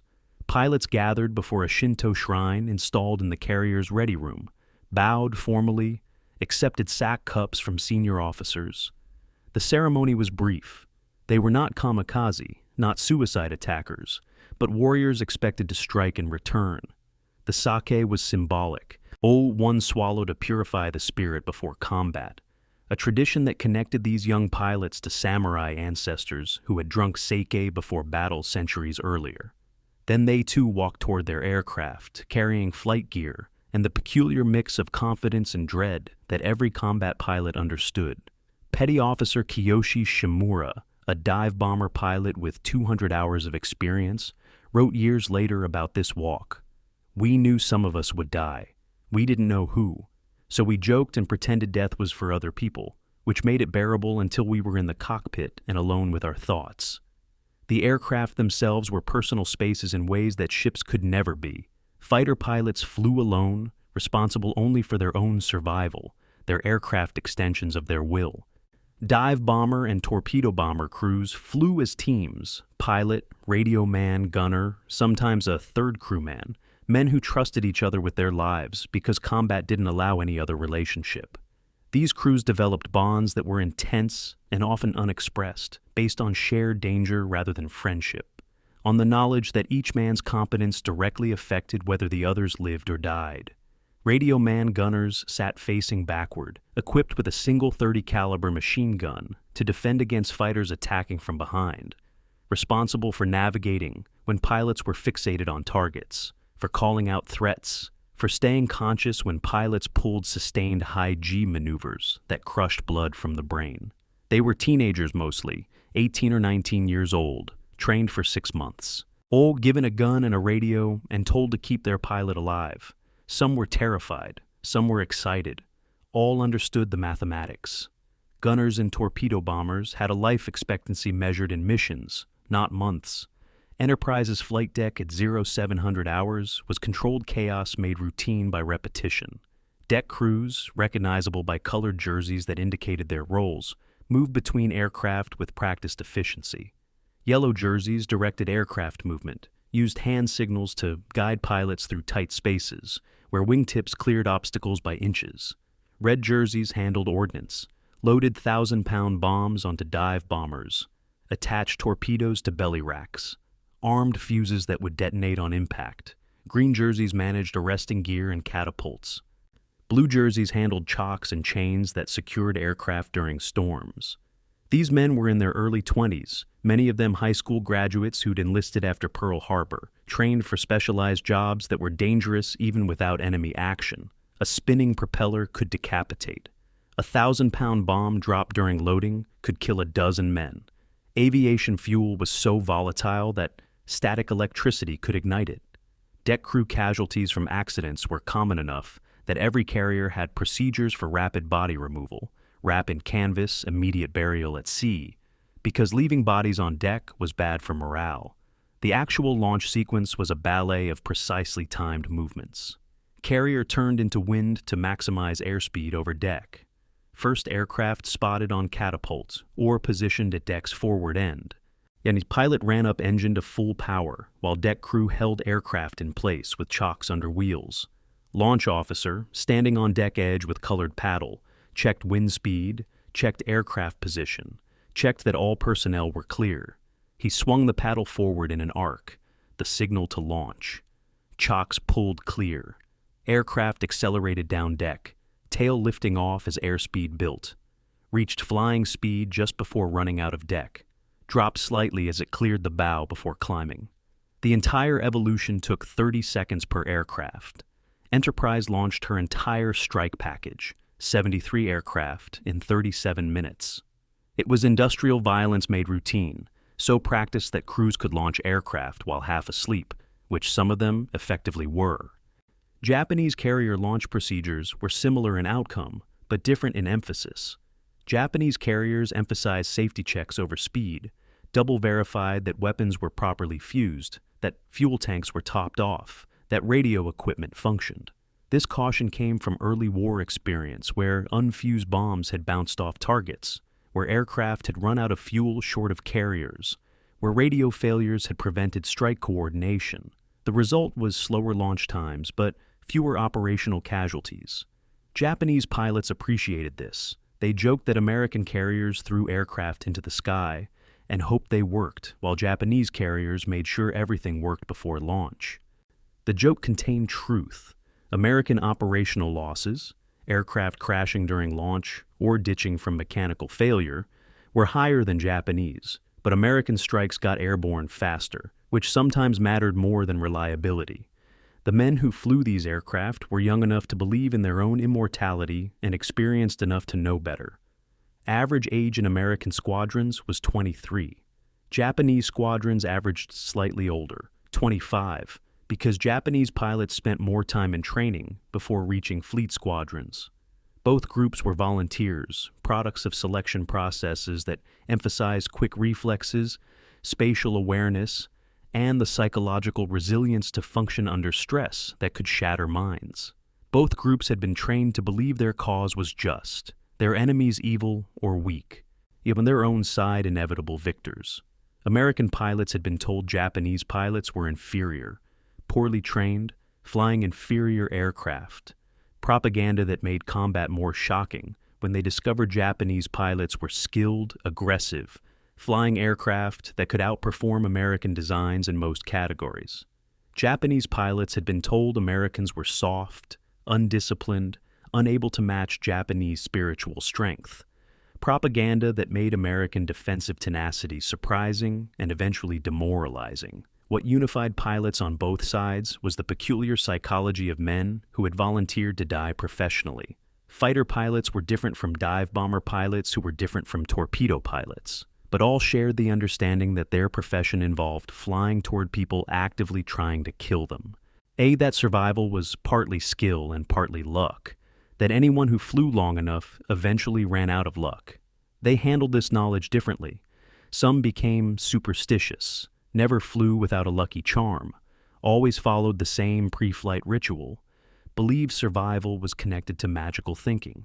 Some became fatalistic, assumed death was inevitable, stopped worrying about it, flew with reckless aggression because caution was pointless. Some remained professional, calculated odds, practiced tactics, tried to maximize skill as a hedge against fate.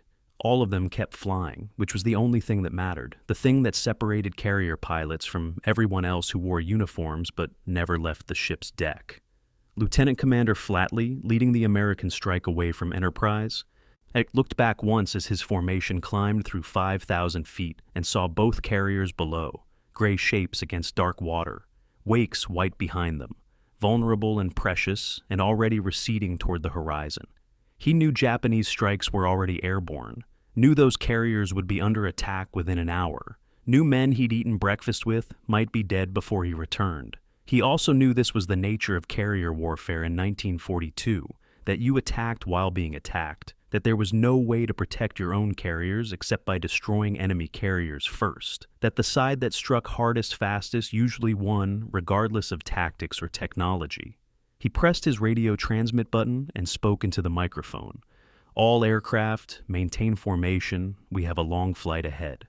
His voice was calm, almost professional, betraying nothing of the fear or determination or resignation that every pilot felt. Behind him, 72 other aircraft followed into the empty sky. Young men flying toward violence they couldn't avoid, toward ships they'd never seen, toward a battle that would determine whether they'd become veterans or casualties. The men who would fly into hell were already airborne. There was no turning back. Lieutenant Takahashi had 800 flight hours when he climbed into his Zero fighter on the morning of October 26, 1942. He had trained for 2 years before reaching a combat squadron, 2 years of navigation exercises over open ocean, 2 years of gunnery practice against towed targets, 2 years of formation, flying so precise that wingtips cleared each other by inches. There were 2 years of survival training that included swimming 20 miles, 2 years of academic study covering weather, aircraft recognition, radio procedure, and tactical doctrine. He had logged 300 hours before his first carrier landing, had practiced emergency procedures until they became instinctive, had flown every maneuver until it was muscle memory rather than conscious thought. By the time he joined the Shokaku Air Group in early 1942, he was among the finest naval aviators in the world, a product of a training system that valued quality over quantity, that accepted 10% of applicants, that took years to produce pilots who could land on carriers at night in bad weather. He was irreplaceable, and he knew it. And so did his commanders, which made every mission both critical and terrifying, because Japan could not afford to lose pilots like him. Ensign Robert Porter had 215 flight hours when he reported to Enterprise in October 1942. He had trained for 9 months, 3 months of primary flight training, 3 months of advanced training, 3 months of carrier qualification. He had completed 12 carrier landings, the minimum required for certification, all of them in daylight, none in combat conditions. He had fired his guns at towed targets, but never at aircraft that shot back. He had practiced formation flying, but never with aircraft trying to kill him.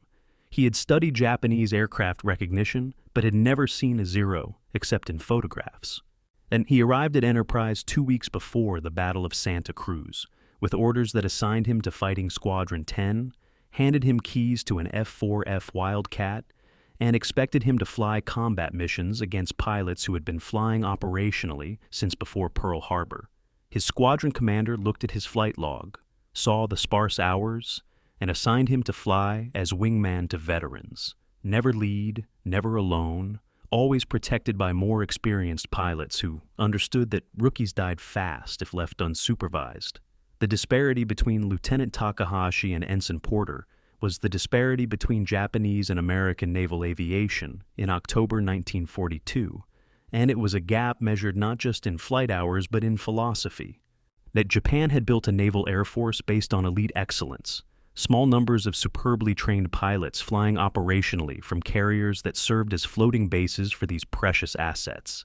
The entire Japanese carrier pilot corps in October 1942 numbered approximately 3,500 pilots, of whom perhaps 2,000 were carrier qualified. They were the best in the world.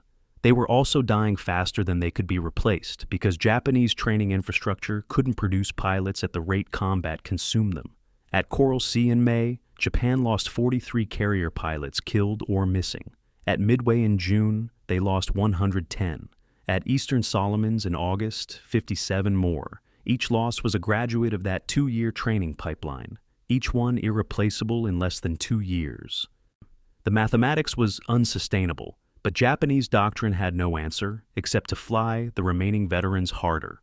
American naval aviation in 1942 was transitioning from quality to quantity, from a small professional cadre to a mass-produced force that accepted higher individual casualty rates in exchange for overwhelming numbers.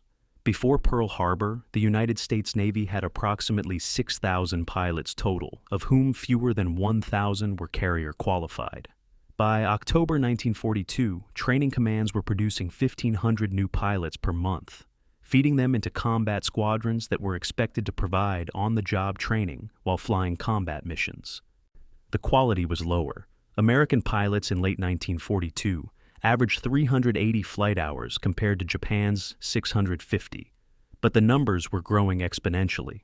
American doctrine accepted that inexperienced pilots would have high casualty rates initially, but would either gain experience rapidly or be replaced by the next class of graduates. It was industrial warfare applied to human beings, and it was brutal, but it was also working. American pilot losses were being replaced. Japanese losses were not. The training pipeline differences revealed themselves in how pilots learned carrier operations. At Pensacola Naval Air Station in Florida, American student pilots began carrier qualification after logging 120 hours in training aircraft. They practiced on USS Wolverine, a converted Great Lakes passenger steamer with a flight deck built over her superstructure, operating in Lake Michigan, where crashes into water were survivable and aircraft recovery was straightforward. Students made 10 successful landings, called traps, because of the arresting wires that caught the aircraft's tailhook, and were certified carrier qualified. The process took 2 weeks if weather cooperated, 3 weeks if it didn't. Quality control was minimal. If a student could land 10 times without crashing, he passed, regardless of whether those landings were good or barely controlled. The acceptable standard was survival, not excellence. Many student pilots crashed during training. 43 died in training accidents at Pensacola in 1942 alone. But those deaths were considered acceptable costs of rapid expansion. And a Japanese carrier qualification happened differently. Student pilots didn't attempt carrier landings until they had logged 300 hours minimum, had demonstrated mastery of every maneuver in the training syllabus, had been recommended by their instructors as ready. They practiced on actual fleet carriers because Japan had no training carriers, which meant training occupied operational vessels, which meant training was expensive in ways that made commanders reluctant to fail students who had already consumed so many resources. The first carrier trap was a ceremony attended by senior officers, marked by formal congratulations, treated as entry into an elite brotherhood. Students made 50 successful landings before being considered fully qualified, practiced in various weather conditions, and learned to land at night, skills American pilots often never mastered, even after joining fleet squadrons. The result was pilots who could operate carriers under any conditions, but took 2 years to produce and couldn't be manufactured faster, no matter how urgent the need. The mathematics of pilot attrition was clear by October 1942, and Japanese commanders understood they were losing a race against time. Each major carrier battle cost Japan approximately 100 pilots killed or wounded, severely enough to require months of recovery. The training pipeline produced approximately 100 new carrier-qualified pilots per month, which meant Japan was breaking even numerically, but losing experienced pilots while gaining novices. The United States was losing similar numbers of pilots per battle, but replacing them with 15 times as many new graduates, which meant American squadrons were getting larger, were able to rotate tired pilots back to training commands as instructors, were building depth that allowed operational flexibility. Japanese squadrons were getting smaller, were flying pilots past the point of exhaustion, were unable to rotate anyone because every trained pilot was needed in combat. The Battle of Santa Cruz would accelerate this attrition in ways that benefited America despite losing the tactical engagement. What inexperience meant in practical terms was visible every day on Enterprise and Hornet. Rookie pilots made mistakes that veterans never made, landed too fast and crashed into the barrier, and mistook battle damage for mechanical failure and ditched perfectly flyable aircraft, broke formation during combat and got shot down, froze when attacked, and died without maneuvering. Lieutenant Commander Flatley, leading Enterprise's air group, spent hours each evening debriefing new pilots, explaining mistakes, demonstrating tactics, trying to compress months of experience into days of instruction. "Don't chase zeros in a turning fight," he told them repeatedly. "They turn tighter, climb faster, will kill you every time.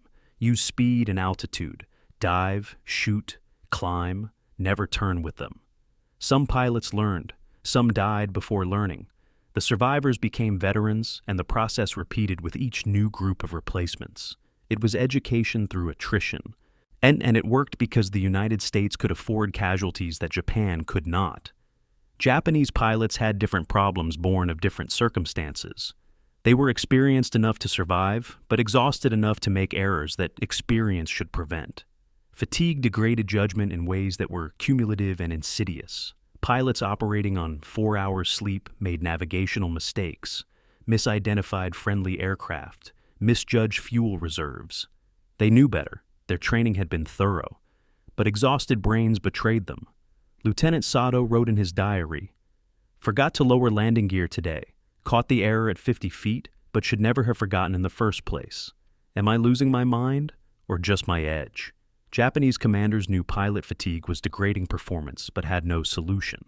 Reduce operational tempo and lose the initiative to American forces that could maintain pressure indefinitely. Maintain tempo and watch pilots burn out, make mistakes, die from exhaustion rather than enemy action. There was no good answer, only the choice of which disaster to accept. The training gap manifested most clearly in combat performance statistics that were collected meticulously by intelligence officers on both sides. At the Battle of the Eastern Solomons in August 1942, Japanese pilots achieved a 9% hit rate. 9 bombs or torpedoes struck targets out of 100 weapons released. American pilots achieved 4%. At Santa Cruz, Japanese hit rates would improve to 12%, while American rates stayed at 4%. The difference was experience translating to accuracy, all hundreds of practice hours making pilots calm enough under fire to aim precisely, skilled enough to compensate for wind and target movement, disciplined enough to wait for optimal release points rather than dropping early. American pilots often released weapons outside optimal parameters because they were eager or frightened or poorly trained, didn't understand the physics of ballistics, hadn't practiced enough to develop instinctive feel for when release would result in hits. These were teachable skills, and American pilots were learning, but learning required surviving long enough to accumulate experience, which many didn't. The most painful aspect of the experience gap was that both sides knew it existed and couldn't close it through different means. Japan knew American numbers would eventually overwhelm Japanese skill, but couldn't train pilots faster without sacrificing quality. And sacrificing quality meant higher combat losses, which meant needing even more pilots, which meant lowering standards further in a death spiral Japanese planners could see coming, but couldn't prevent. America knew its pilots were dying unnecessarily from lack of experience, but couldn't extend training without reducing the flow of pilots to combat squadrons, and reducing flow meant fewer aircraft in strikes, meant less pressure on Japanese forces, meant prolonging the war. Both sides were trapped by arithmetic that favored quantity over quality in long wars, by industrial capacity that made America's mass production approach viable, and Japan's artisanal approach unsustainable. The Battle of Santa Cruz would prove this arithmetic in blood, would demonstrate that even when Japanese veterans significantly outperformed American rookies, the Americans could afford losses that would cripple Japan. Ensign Porter survived his first combat mission at Santa Cruz by following his wingman so closely that Japanese fighters targeting the formation chose other aircraft instead of breaking through paired fighters to reach him. He didn't fire his guns. He didn't contribute to the battle. He simply followed orders, maintained formation, returned to Enterprise when the strike withdrew. In his after-action report, he wrote, "Saw enemy carriers, saw anti-aircraft fire, saw Japanese fighters but was ordered to stay in formation and did not engage." It was an honest report from a pilot who understood he was dead weight, who knew veterans were compensating for his inexperience, who felt guilty for surviving while more skilled pilots died. He would fly 19 more missions before the war ended, would become a veteran himself, would eventually lead his own division of pilots who were as green as he had been. The cycle continued. Rookies became veterans. Veterans became instructors. Instructors returned to combat. And the American training pipeline kept producing more pilots than combat could consume, which was the only mathematical truth that mattered. Japan had the veterans. America had the rookies. But America also had the time to turn rookies into veterans faster than combat could kill them, and Japan did not. The radar screen flickered at 0812 hours on October 26th. And Ensign Robert Gibson's world contracted to a 12-inch circle of green phosphorescence. New contacts appeared at the edge of his display, bright blips that indicated aircraft, many aircraft, appearing at bearing 310 degrees, distance 85 miles. His hand moved to the intercom switch with practice speed. Radar contact, many bogies, bearing 310, distance 85 miles, closing. Around him in Enterprise's Combat Information Center, officers converged on the plotting board, calculating speed and heading, trying to determine if these contacts were American search planes returning or Japanese strikes inbound. The mathematics suggested Japanese, wrong bearing for returning friendlies, too many aircraft to be search planes, closing speed consistent with strike package. And Gibson updated his report. Estimate 50-plus aircraft, maintaining course, speed 180. Above him on the bridge, Admiral Kincaid received the report and made the instantaneous calculation that defined carrier warfare. The enemy had found them, was inbound, would arrive in approximately 40 minutes. There was no time to withdraw, no time to hide. There was only time to fight. What Ensign Gibson didn't know, what no one in the American task force knew, was that at the exact moment his radar detected Japanese aircraft, Japanese lookouts were detecting American aircraft. Lieutenant Takahashi, flying combat air patrol over Shokaku, saw dark specks to the southeast at 0815 hours. Aircraft at high altitude, too many to count, heading northwest directly toward the Japanese carrier force. That he reported immediately. Enemy aircraft sighted, bearing 140, multiple contacts, assessing.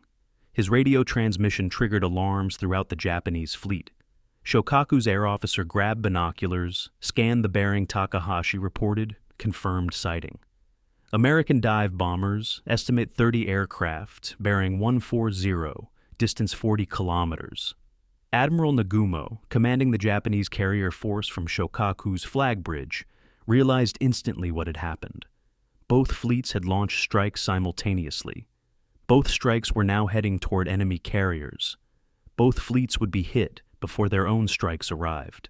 The geometry of carrier warfare had created a double-blind exchange where neither side could prevent being struck, and neither side could recall strikes already launched. Hence, the American strike package, launched between 0800 and 0830 hours, consisted of 73 aircraft arranged in loose formation, climbing to 14,000 feet.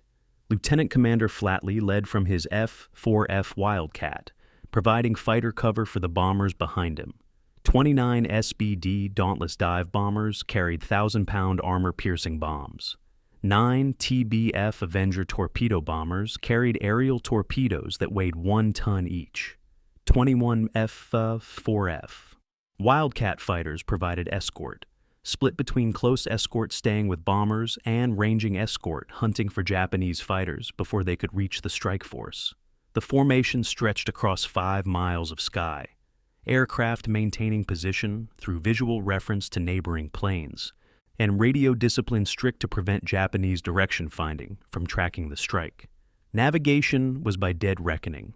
Pilots calculated heading based on last known enemy position, compensated for wind drift, updated course based on occasional radio updates from Enterprise's Fighter Direction Center. Finding the Japanese carriers required precise navigation and considerable luck. Missing them meant running out of fuel over empty ocean. The Japanese strike, launched between 0815 and 0840 hours, was smaller but more experienced. 65 aircraft, 21 Valdive bombers, 20 Kate torpedo bombers, 24 Zero fighters, formed up with the precision of pilots who had trained together for months. Commander Mamoru Seki led from his Kate, coordinating the strike through hand signals and brief radio transmissions. Japanese doctrine emphasized radio silence until actual attack to prevent American radar-directed fighters from intercepting early. The strike climbed to 4,000 meters, maintaining formation so tight that American pilots seeing it described it as textbook, aircraft positioned perfectly for mutual defense, speeds matched precisely, altitude separation between dive bombers and torpedo planes, optimal for coordinated attack. These were professionals executing tactics they had practiced against target ships, tactics that had sunk Prince of Wales and repulse off Malaya, tactics that had crippled the British Eastern Fleet in the Indian Ocean. They were confident, but not arrogant, experienced enough to know American defenses had improved since Pearl Harbor, skilled enough to believe they could overwhelm any defense through coordination and precision. At 0845 hours, something extraordinary happened that neither strike leader had anticipated. The two formations passed within 10 miles of each other at 13,000 feet. Close enough that pilots on both sides saw enemy aircraft, identified types, recognized the danger. American fighter pilots radioed for permission to engage. "Bandits, 30 Zeros, 11 o'clock high." Japanese fighter pilots banked toward the American formation, preparing to dive. For perhaps 30 seconds, both strike leaders faced the same terrible choice: break formation to engage the enemy strike, potentially preventing them from attacking your carriers, or maintain course toward enemy carriers, yet trusting your own defensive fighters to protect your fleet. Both commanders made the same decision: continue to target. Flatly transmitted: negative, maintain course, stay with strike group. Seki waggled his wings, the signal to maintain formation, and his fighters straightened back on course. The two strikes passed each other like trains on parallel tracks, each racing toward disaster the other had launched. American pilots watching the Japanese strike pass below them felt the peculiar frustration of seeing enemies you weren't allowed to engage. They counted aircraft, 65 was the consensus estimate, noted the tight formation, observed the altitude separation that indicated coordinated attack planning. They radioed warnings back to Enterprise. "Large strike heading your direction, estimate 65 aircraft, Zeros and bombers, and coordinates follow." Enterprise's fighter direction officer received the warning and immediately began vectoring defensive fighters toward intercept positions. But with only 38 F-4F Wildcats available, and half of those already committed to escorting the outbound strike, defensive coverage would be thin. The mathematics was brutal. 38 fighters divided between two carriers, half assigned to each, meant 19 fighters per carrier to defend against a 65 aircraft strike. The defenders would be outnumbered 3-1. Some attackers would get through. Japanese pilots, seeing the American strike above them, made similar observations and similar calculations.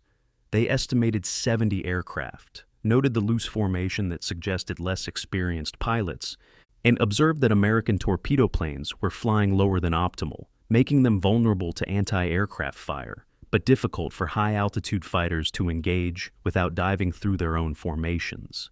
They transmitted warnings: large enemy strike, 70 aircraft, heading 350. Shokaku's fighter direction officer scrambled to reposition defensive fighters, but with Japanese doctrine prioritizing offensive action, most fighters had been assigned to escort the strike. Only 16 Zeros remained for defensive combat air patrol, 8 per carrier, completely inadequate against 70 incoming aircraft. Japanese carriers would be even less defended than American carriers, but Japanese anti-aircraft gunnery was excellent, and Japanese damage control was superb. The commanders gambled their carriers could survive whatever got through defenses. The race was now purely mathematical.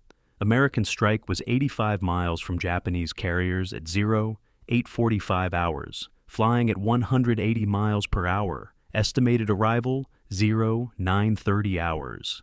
Japanese strike was 90 miles from American carriers, flying at 200 miles per hour. Estimated arrival, 9:10 hours. Japanese would strike first by 20 minutes, which meant American carriers would be under attack, possibly damaged, possibly unable to recover aircraft, when American strike arrived at Japanese carriers. Enterprise and Hornet would fight defensively without offensive capability. All their attack aircraft were already launched and committed. Bias Shokaku and Zuikaku would be able to launch defensive fighters even while under attack because their second-wave strike aircraft were still on deck, spotted and ready. The timing favored Japan, but only slightly, and carrier battles turned on margins measured in minutes and individual pilot decisions that no admiral could control once aircraft launched. Combat Information Center aboard Enterprise tracked both strikes with the precision radar allowed and the uncertainty that radar limitations imposed. The outbound American strike appeared as a dense cluster of contacts at bearing 320, distance 110 miles, moving away from the carrier at 3 miles per minute. The inbound Japanese strike appeared as contacts at bearing 310, distance 45 miles, closing at 3.3 miles per minute. And simple arithmetic gave impact time 13.6 minutes until Japanese aircraft arrived overhead. Fighter direction officers calculated intercept vectors, determining where F-4F Wildcats could meet incoming Japanese bombers with maximum altitude advantage. Vectors were transmitted: Vector 310, Angels 15, Buster, meaning fly heading 310 degrees, climb to 15,000 feet, maximum speed, 8F-4F. Wildcats turned onto intercept heading, pilots pushing throttles to war emergency power, climbing as fast as heavily loaded fighters could climb, racing to reach altitude before Japanese bombers arrived. Lieutenant Stanley Vejtasa led his division of 4 Wildcats on the intercept vector, calculating in his head whether he could reach attacking altitude before the Japanese strike descended to bomb altitude. He was one of the few American pilots at Santa Cruz with experience approaching that of Japanese veterans. Over 1,000 flight hours, combat experience at Coral Sea, enough skill to recognize just how dangerous the situation was. 4 fighters against 65 incoming aircraft. Even if every burst hit, even if every attack destroyed an enemy aircraft, even if everything went perfectly, most of the Japanese strike would get through. His job wasn't to stop the attack. That was impossible. His job was to disrupt it, to force Japanese bombers to maneuver instead of maintaining optimal attack positions, to shoot down enough aircraft that follow-on waves would be smaller. It was a job measured in margins, and he was one of the few pilots skilled enough to understand margins were all that mattered in carrier warfare. Aboard Hornet, at 15 miles southwest of Enterprise, the situation was worse. Hornet's radar had detected the incoming strike simultaneously with Enterprise, but Hornet had launched more of her fighters with the outbound strike, leaving only 8 F-4F Wildcats for defensive patrol. Hornet's captain, Charles Mason, understood his carrier was less protected than Enterprise, understood the Japanese strike might target the less defended carrier first, understood there was nothing he could do except maneuver and trust his anti-aircraft gunners. He ordered Hornet to increase speed to 32 knots, to begin evasive maneuvers, to prepare damage control teams for impact. Below decks, damage control parties closed watertight doors, tested fire pumps, positioned firefighting equipment. These men would never see the battle above them. All would only know the ship had been hit when explosions shook the deck and fire alarms sounded. They waited in darkness, listening to ventilation systems hum, feeling the ship accelerate beneath them, wondering if they would survive the next hour. The final minutes before both strikes reached their targets were marked by the kind of professional calm that comes from training overriding fear. American pilots in their strike approaching Japanese carriers ran through final weapons checks. Dive bomber pilots armed their bombs, set fuses for delayed detonation to penetrate carrier decks before exploding, adjusted bomb sights for wind and altitude. Torpedo pilots descended to attack altitude, 100 feet above water, armed torpedoes, set running depth to 15 feet below surface. Fighter pilots checked ammunition counts, or tested gun charging handles, positioned themselves to dive on Japanese fighters as soon as they were spotted. Japanese pilots approaching American carriers performed identical procedures with the kind of synchronized precision that came from hundreds of hours of practice. Both strikes were now committed beyond recall. Admiral Kincaid on Enterprise and Admiral Nagumo on Shokaku understood they had done everything commanders could do: positioned ships, vectored fighters, transmitted orders. The outcome was now in the hands of young men flying toward ships they would reach in minutes, toward anti-aircraft fire they could not avoid, toward a violence that would kill dozens of them before the morning ended.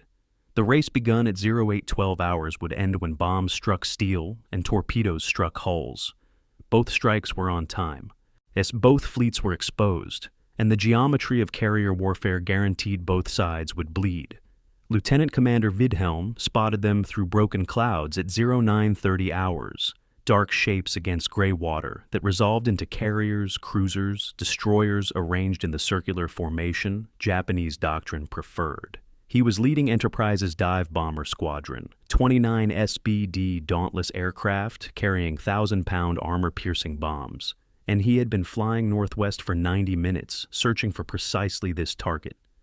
"Tally-ho," he transmitted, using the British-derived fighter pilot term for enemy sighting. Carrier 11 o'clock, bearing 355, range 12 miles. Around him, dive bomber pilots pushed cockpit canopies open. Better visibility for the dive, acceptable trade-off for increased wind noise, and began climbing to attack altitude. Japanese carriers below them were already maneuvering, turning hard to complicate aim, presenting narrow bow-on profiles that were difficult targets compared to beam-on presentations. Anti-aircraft guns opened fire at 10 miles range, filling the sky with black bursts that marked shell detonations, creating a curtain of exploding steel that dive bombers would penetrate in seconds. The target was Shokaku, veteran of Pearl Harbor and Coral Sea. 30,000 tons of steel and aircraft, the most experienced carrier in the Japanese fleet. Her crew saw American bombers climbing overhead at 0928 hours and immediately went to battle stations. Damage control teams sealed watertight doors, and creating compartments that could contain flooding or fire. Gun crews trained their weapons skyward, tracking dark specks that grew larger every second. Fighter direction officers screamed into radios, calling Zeros back from escorting the strike, ordering defensive fighters to climb to intercept altitude. 8 Zeros were overhead when American dive bombers pushed over into attack dives. 8 fighters against 29 bombers. The mathematics suggested half the bombers would get through, which meant 15 bombs dropping toward Shokaku's deck, which meant statistically 3 to 5 hits expected given American accuracy rates. Japanese crews braced for impact. Wilhelm selected Shokaku because she was the largest carrier, the most dangerous, the ship that needed to die if this strike was to matter strategically. He rolled his Dauntless inverted at 14,000 feet, pulled the nose down until his dive angle reached 70 degrees, nearly vertical, and accelerated toward the carrier below. His airspeed indicator wound past 200 knots, past 250. Approaching 300 as gravity and engine power combined to drive his aircraft toward terminal velocity. Wind noise became a scream. Structural members groaned under G-loads.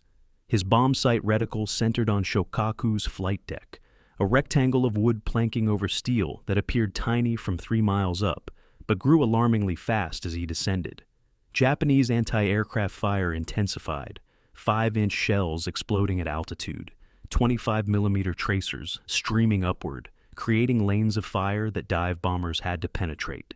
Wilhelm ignored the fire with the kind of focus that good pilots developed, seeing only the target, the reticle, the moment of release.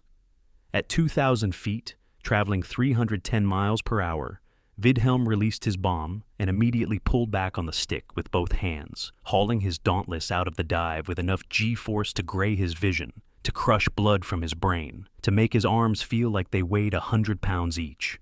His bomb fell free, a 1,000-pound cylinder tumbling slightly before fins stabilized its descent, dropping towards Shokaku's flight deck with the ballistic trajectory that physics dictated. The bomb struck Shokaku's deck 40 feet forward of the center elevator, penetrated through the wooden deck into the steel below, and detonated inside the hangar deck, where aircraft were parked with wings folded. The explosion was catastrophic, 1,000 pounds of high explosive and steel fragments tearing through aluminum aircraft, igniting aviation fuel, creating secondary explosions that killed everyone within 50 feet instantly.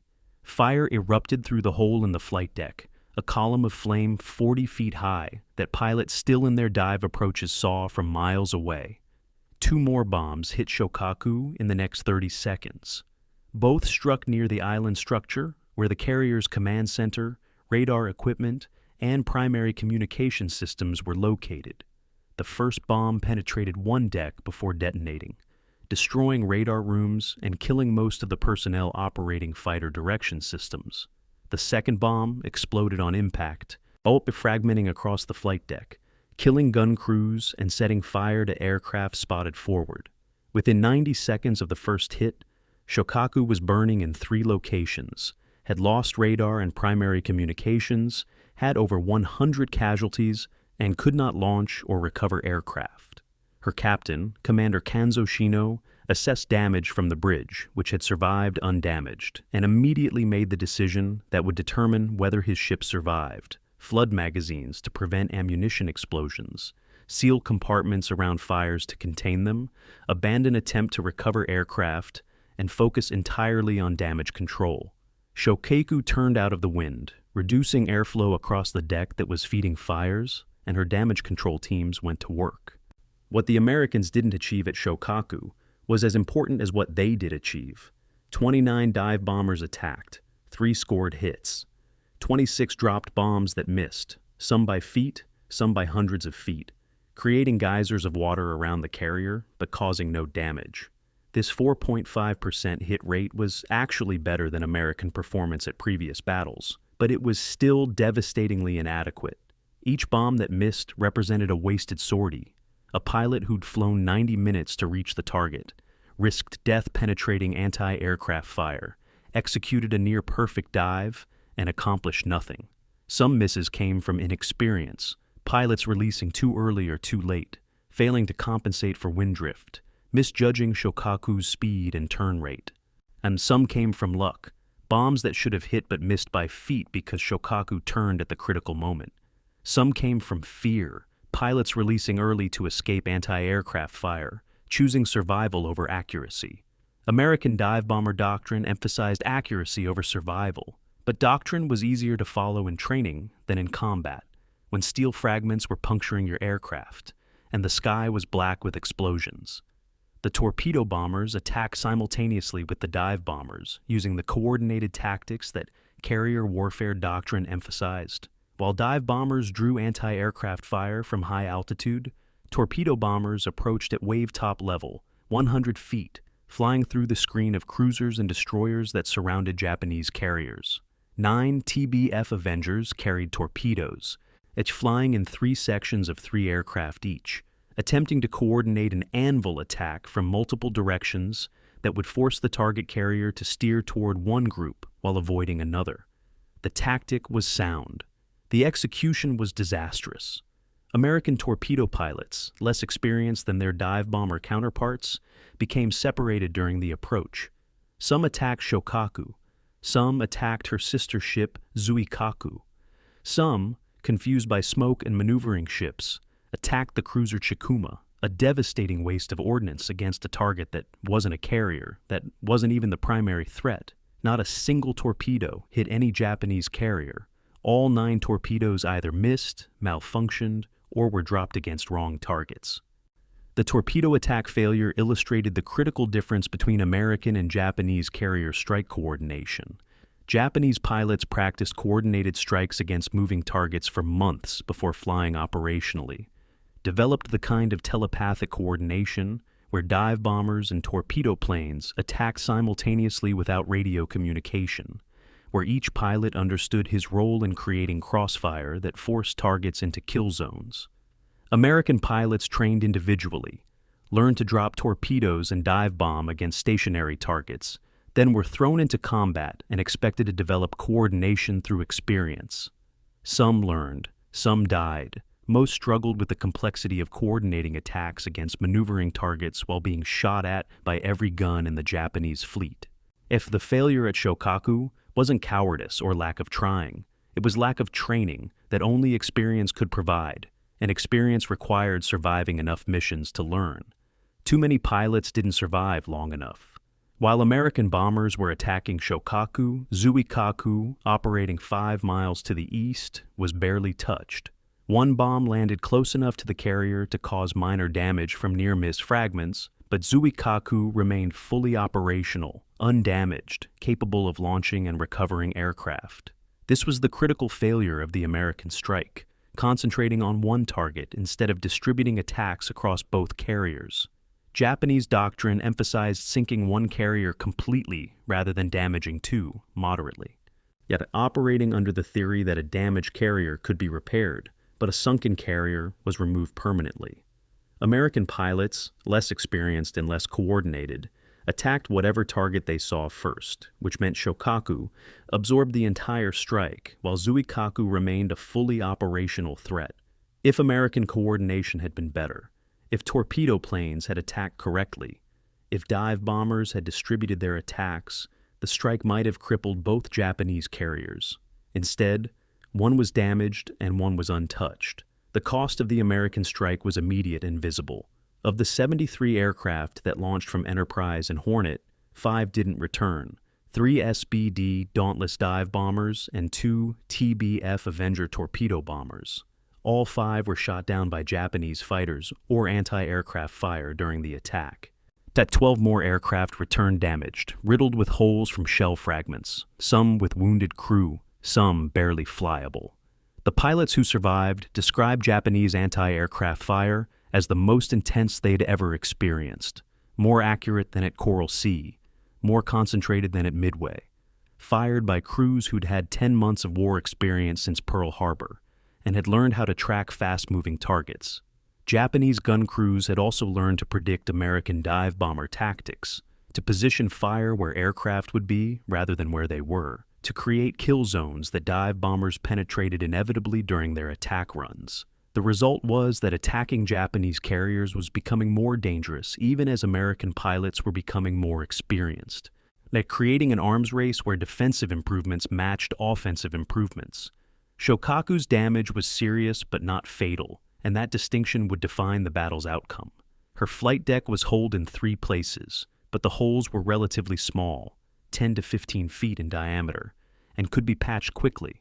Her fires were contained within 30 minutes by damage control teams who'd trained for exactly these scenarios, who'd learned from Coral Sea what happened when fires weren't controlled immediately.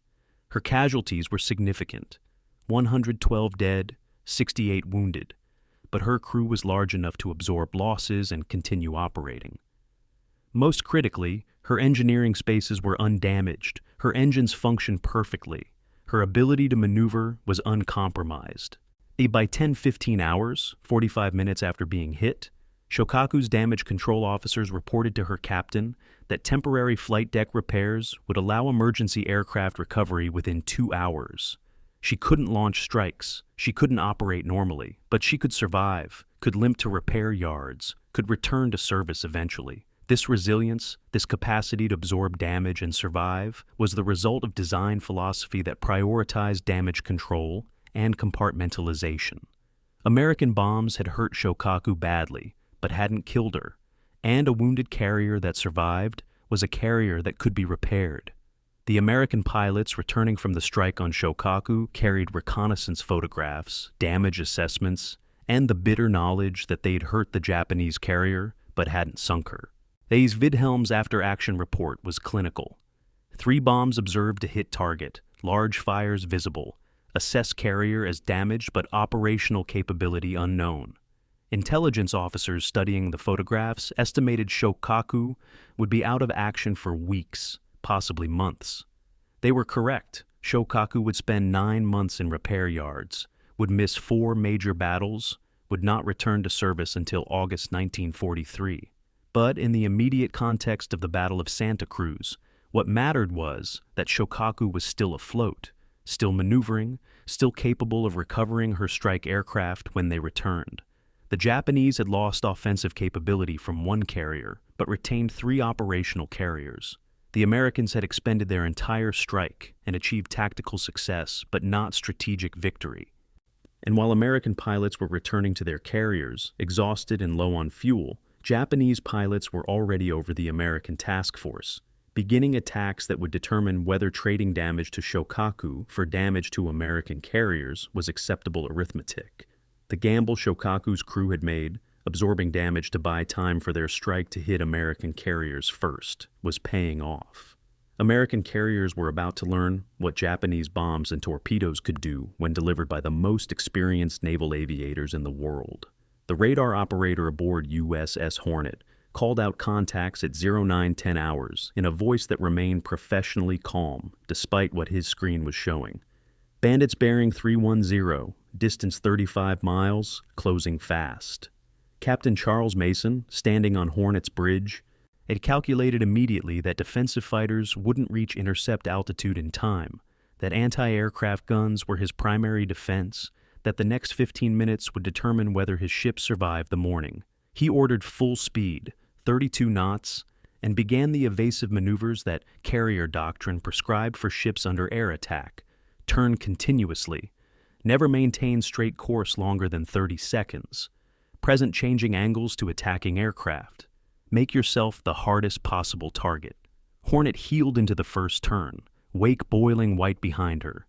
Every man aboard, understanding that maneuvering was their only defense against aircraft that could fly 10 times faster than the ship could steam. At 0915 hours, Japanese aircraft appeared overhead as dark specks against gray clouds, then growing rapidly larger, resolving into the distinctive shapes pilots had been trained to recognize. Val dive bombers with fixed landing gear, Kate torpedo bombers with torpedoes slung beneath fuselages, Zero fighters weaving above the formation, providing cover. Hornet's anti-aircraft guns opened fire simultaneously. 5-inch guns throwing shells to altitude, creating black bursts that marked detonations, 1.1-inch quad mounts tracking low-altitude targets with streams of tracers, 20-millimeter cannons firing so rapidly they sounded like industrial saws. The noise was overwhelming. Continuous thunder of guns firing, explosions overhead, brass shell casings clattering on steel decks, damage control teams shouting reports through voice tubes. The sky filled with smoke and cordite haze that made visibility degrade even as aircraft grew closer. Commander Mamoru Seki, leading the Japanese strike, had spent 18 months training for precisely this moment. He'd practiced coordinated attacks against target ships, had memorized American carrier profiles until he could identify them from silhouette alone, had studied American defensive tactics and developed counters for each. Now, diving toward Hornet from 12,000 feet, he saw the carrier turning hard to starboard, presenting a narrow bow-on profile that was difficult to hit. He adjusted his dive angle slightly, compensating for Hornet's turn rate, calculating release point that would put his bomb on target despite the ship's maneuvers. At 3,000 feet, he released a 1,000-pound armor-piercing bomb that fell away cleanly, accelerated toward terminal velocity, struck Hornet's flight deck near the forward elevator. The explosion tore through wooden deck planking, penetrated the steel below, detonated in the hangar where aircraft were parked. Secondary explosions followed immediately as aviation fuel ignited, creating a fireball that erupted through the hole in the flight deck, engulfing gun crews and killing them before they could abandon their positions. What happened next occurred in the span of 90 seconds, but would be analyzed by naval historians for decades as the textbook example of coordinated carrier attack. While Seki's dive bombers attacked from high altitude, drawing anti-aircraft fire upward, Japanese torpedo bombers approached from 2 directions simultaneously, the anvil attack American pilots had failed to execute hours earlier against Shokaku. 6 Kate bombers approached Hornet's port side, flying at wave-top level where the ship's 5-inch guns couldn't depress low enough to engage them. 6 more approached from starboard. Hornet's captain could turn toward one group or the other, but not both, could avoid torpedoes from one side only by steering into torpedoes from the other side.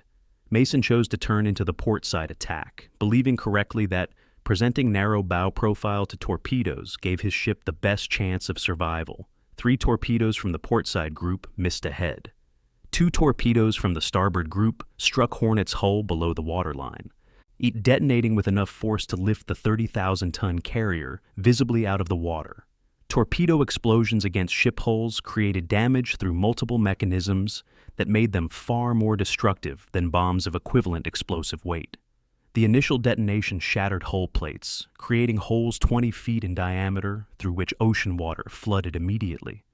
The explosion's shockwave transmitted through the ship's structure, snapping welds, cracking frames, causing sympathetic damage to equipment and systems dozens of feet from the explosion point. Most devastatingly, torpedoes struck below the waterline, below the armor belt that protected against shells and bombs, into engineering spaces where machinery was concentrated and floodings was catastrophic. And the 2 torpedoes that hit Hornet struck engineering rooms where turbines generated power for the entire ship. Flooding was immediate and uncontrollable. Backup systems failed. Electrical power dropped to nothing. Within 60 seconds of being torpedoed, Hornet was without propulsion, without power, without ability to pump water or fight fires, drifting dead in the water. But the attack wasn't finished. While torpedo bombers were making their runs and dive bombers were hitting from altitude, something happened that American carriers had never experienced before, and that would become iconic imagery of the Pacific War. A damaged Val dive bomber, hit by anti-aircraft fire during its attack run, continued diving even after its pilot was killed by shell fragments. The aircraft's momentum carried it downward, and no longer controlled by human input, following pure ballistic trajectory. It struck Hornet's island structure, the tall superstructure where the bridge, command center, and radar equipment were located, at approximately 300 miles per hour. The impact was devastating. The aircraft's engine, weighing over 1,000 pounds, penetrated the ship's structure like a projectile. Aviation fuel from the aircraft's tanks ignited on impact, creating a fireball that engulfed the island. The aircraft's bomb, still attached, never released, detonated seconds after impact, causing secondary explosions that killed everyone in the island structure and destroyed communications equipment. A second damaged aircraft struck Hornet 30 seconds later. This Kate torpedo bomber also hit during its attack run. Alash crashed into the flight deck near where the first bomb had struck, penetrating into the hangar deck where fires were already burning. The crash added more fuel to existing fires, created more casualties among damage control teams trying to contain the first wave of damage, and demonstrated to horrified observers that Japanese pilots were continuing attacks even when mortally wounded, even when their aircraft were doomed, pressing home attacks with a determination that seemed superhuman to Americans who'd been taught that self-preservation was natural and honorable.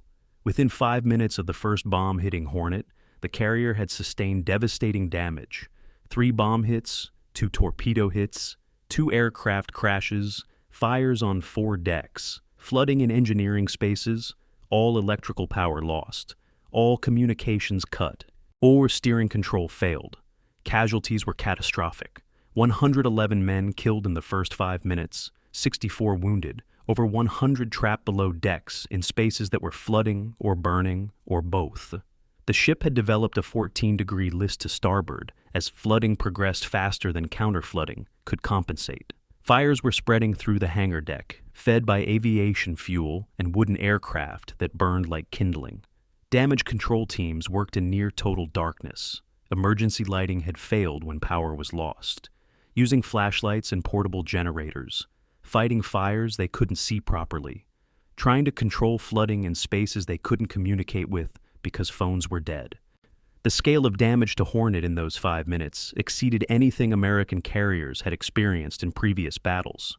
At Coral Sea, USS Lexington had been hit by 2 torpedoes and 2 bombs, but had remained operational for hours before internal fires caused catastrophic explosions.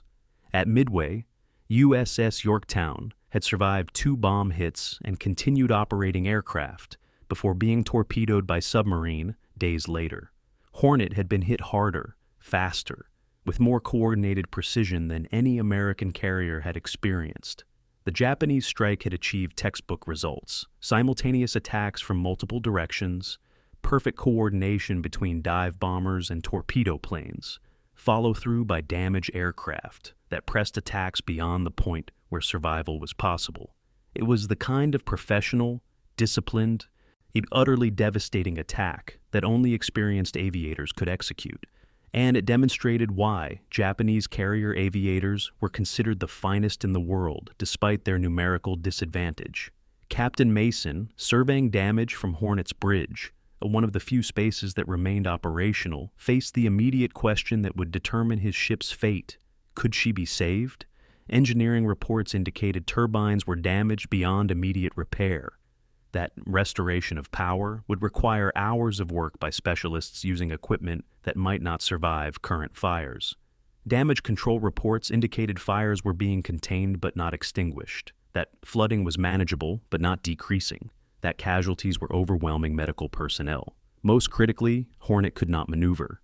She was drifting with wind and current, unable to turn, unable to maintain position with the task force, increasingly isolated as other ships continued maneuvering to avoid follow-on Japanese attacks. A carrier that couldn't maneuver was a target, and Japanese submarines were known to be operating in the area, drawn to the battle by radio transmissions, hunting for exactly this kind of wounded ship. Below decks, in compartments that were dark and filling with smoke, damage control teams fought with a desperation, born of understanding that their ship was dying, and they might die with her. Seaman Patterson, stationed in the emergency steering room deep in Hornet's stern, manually operated the rudder for 2 hours despite the compartment flooding around him, maintaining steering control even after hydraulic systems failed, and giving the ship minimal ability to respond to helm orders even without engine power. Damage control parties flooded magazines to prevent ammunition explosions, knowing flooding would make the ship settle deeper, but calculating that sinking slowly was better than exploding catastrophically. Fire parties dragged hoses through passageways filled with smoke so thick they navigated by touch, fighting fires they heard and felt but couldn't see. These men would never be famous, would receive no medals for actions performed in darkness where no officers witnessed, but they kept Hornet alive through the morning, bought time for rescue ships to arrive, prevented immediate sinking that would have killed hundreds more sailors. By 0930 hours, 20 minutes after the first Japanese aircraft appeared overhead, Hornet was crippled, but still afloat. Fires were contained to specific compartments. Flooding was serious, but not immediately fatal. Casualties were stabilized enough that medical personnel could treat wounded rather than simply counting dead. Captain Mason transmitted to Admiral Kincaid, "Ship dead in water, all power lost, fires on multiple decks, require assistance." The transmission was his carrier's death sentence in tactical terms. A carrier that couldn't move, couldn't defend itself, couldn't contribute to the battle was a liability rather than asset. But Mason was reporting facts, not requesting relief. And the transmission was received aboard Enterprise, where Kincaid faced the terrible arithmetic of whether to risk other ships to save Hornet or abandon her immediately to preserve his task force.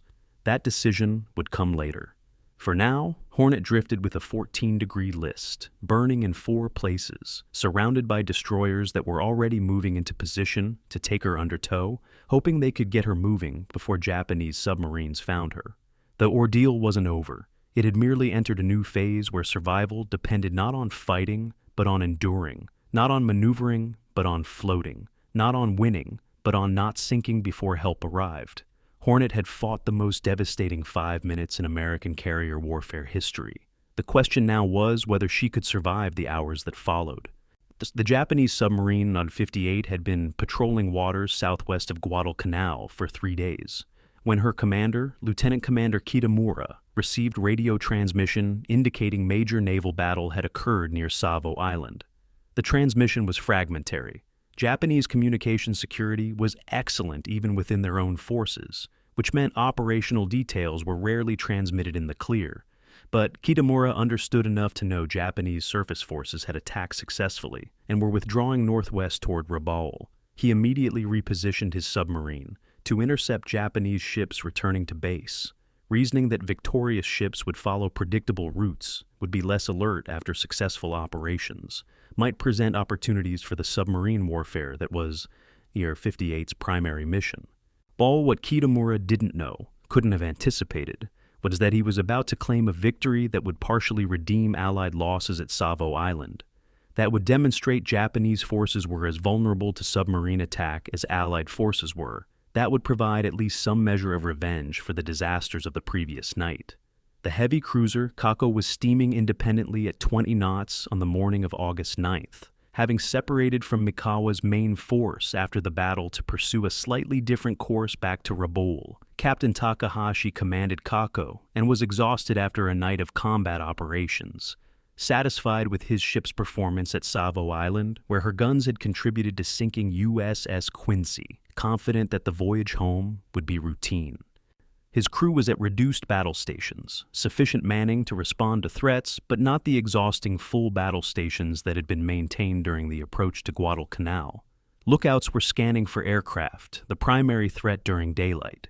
Sonar operators were listening for submarines, but weren't particularly concerned, because Japanese doctrine held that Allied submarines were ineffective, poorly commanded, equipped with unreliable torpedoes that rarely hit and rarely detonated even when they did hit.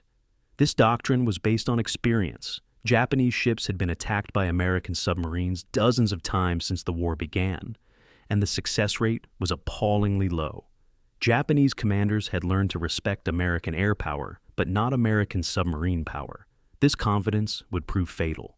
Lieutenant Commander Kitamura spotted Kako through his periscope at 0805 hours, recognized her as a heavy cruiser by her silhouette, calculated her course and speed, and positioned I-58 for a bow-on attack where the submarine's narrow profile would be least visible to lookouts. Japanese submarine doctrine emphasized patience and precision, wait for optimal firing position, calculate solutions carefully, fire full spreads to maximize probability of hits. Kitamura waited 23 minutes while Kako approached his position, refining his calculations, updating firing solutions as the range closed.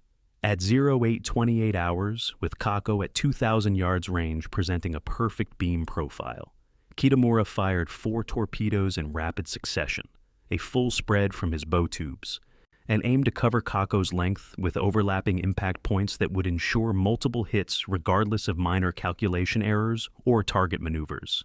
The torpedoes ran true, silent and invisible beneath calm water, covering 2,000 yards in approximately 3 minutes. Kako's lookouts never saw them coming. The first torpedo struck Kako's port side, amidships at 8:31 hours, detonating in an engineering space where boilers generated steam for the cruiser's turbines. The explosion was massive.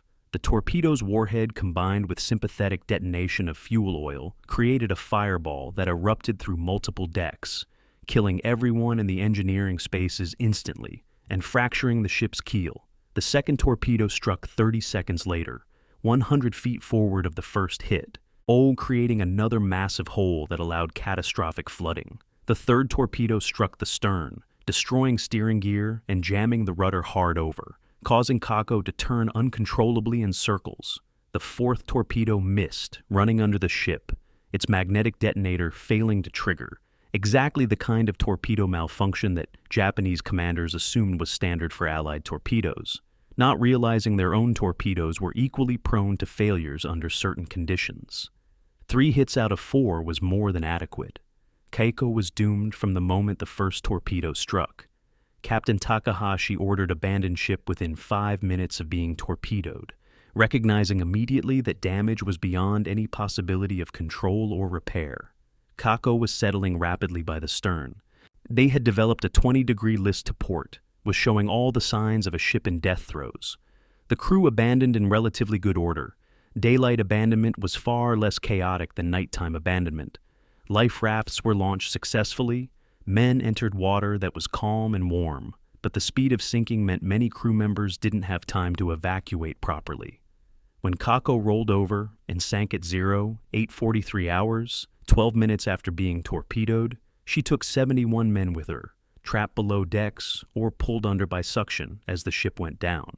The survivors, floating in life rafts and wearing life jackets, were in less danger than Allied survivors at Savo Island had been. Japanese search and rescue for their own forces was prompt and efficient.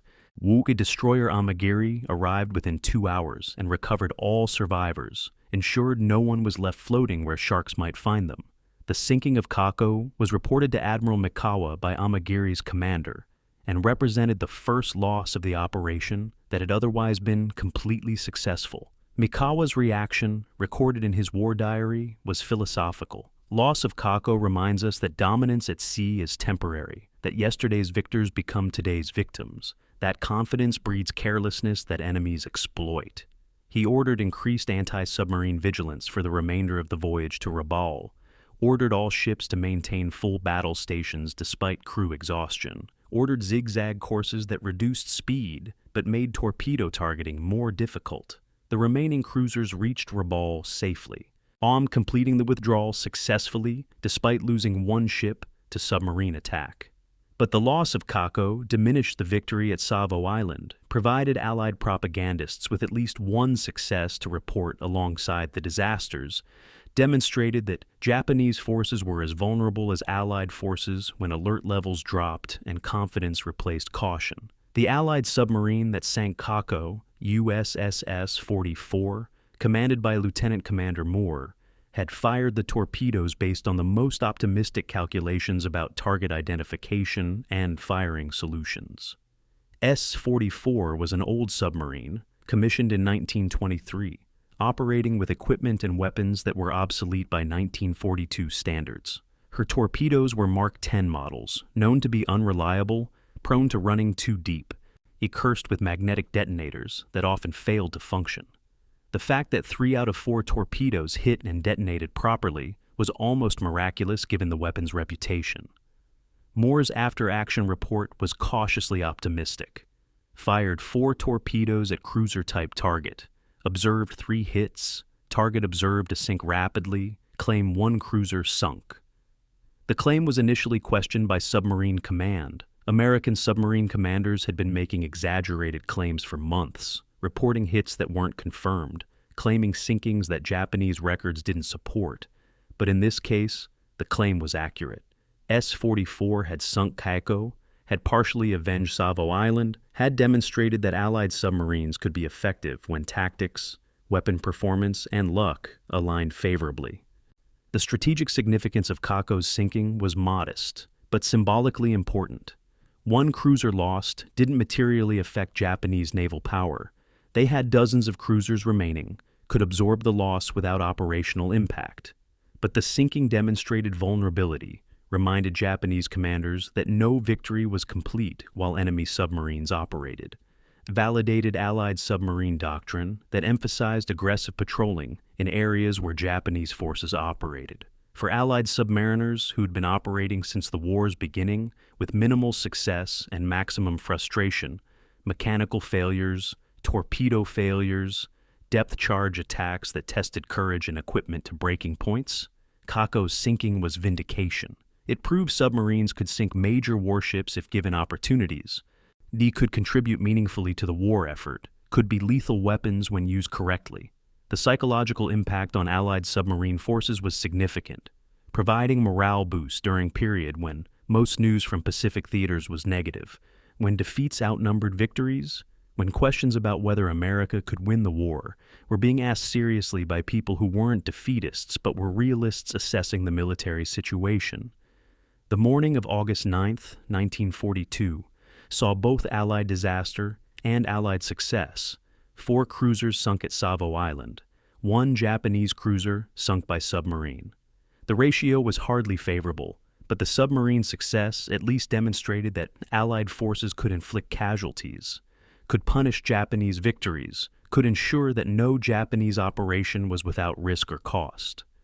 The submarine's revenge was incomplete. 1 ship sunk didn't balance 4 ships lost, but it was something, a small redemption that provided hope at a moment when hope was in short supply. a reminder that wars are won incrementally through accumulation of small victories rather than through single decisive battles. Keiko lay on the ocean floor, along with Canberra, Astoria, Quincy, and Vincennes. 5 heavy cruisers sunk within 12 hours, all within 50 miles of each other, all part of the same campaign, all testimony to the violence and unpredictability of naval warfare where dominance could shift instantly, where victors became victims, where the submarine's revenge reminded everyone that the war was far from over, and that both sides would bleed before it ended. Admiral Ernest King received the preliminary report on the Battle of Savo Island on August 11, 1942, 2 days after the battle, transmitted by coded message from Admiral Nimitz at Pearl Harbor. King was 63 years old, had been Commander-in-Chief of the United States Fleet since December 19, 1941, was known throughout the Navy for his volcanic temper, his intolerance of failure, and his absolute insistence on accountability. He read the casualty figures, 4 cruisers sunk, over 1,000 men dead, and his reaction was reported by staff officers as a fury so intense that everyone in the room fell silent. "How is it possible," King demanded, "that 9 Allied cruisers were defeated by 7 Japanese cruisers in 30 minutes? How is it possible that ships equipped with radar were surprised? How is it possible that we lost so completely when we had every advantage?" No one in the room could answer these questions adequately because no one yet understood what had happened, how Japanese forces had achieved such overwhelming tactical surprise, why Allied defenses had failed so catastrophically. King ordered a formal investigation, demanded complete reports from every officer who participated, insisted on accountability that would identify failures and ensure they never recurred. The investigation began on August 15th when Rear Admiral Arthur Hepburn, a retired officer recalled to active duty specifically to conduct the inquiry, arrived at Noumea in New Caledonia to interview survivors and compile testimony. Hepburn was 71 years old. Had retired from active service in 1936, was selected for the investigation specifically because he had no personal connections to any officers involved and could be expected to render impartial judgment. He interviewed over 100 officers and enlisted men, compiled thousands of pages of testimony, reviewed logs and action reports and technical analyses. His investigation would take 3 months and would produce a report that became one of the most controversial documents in United States naval history. Controversial because it assigned blame, because it ended careers, because its conclusions were disputed by officers who'd survived the battle and believed the investigation didn't adequately understand the circumstances they had faced. The Hepburn Report, as it became known, all would shape American naval doctrine for the rest of the war, and would remain classified until 1946 because its contents were considered too damaging to morale to release during wartime.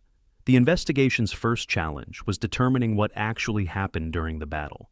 None of the Allied commanders had complete picture of the action. Ships fought independently. Communications were fragmentary. Smoke and darkness prevented visual observation of other ships' actions.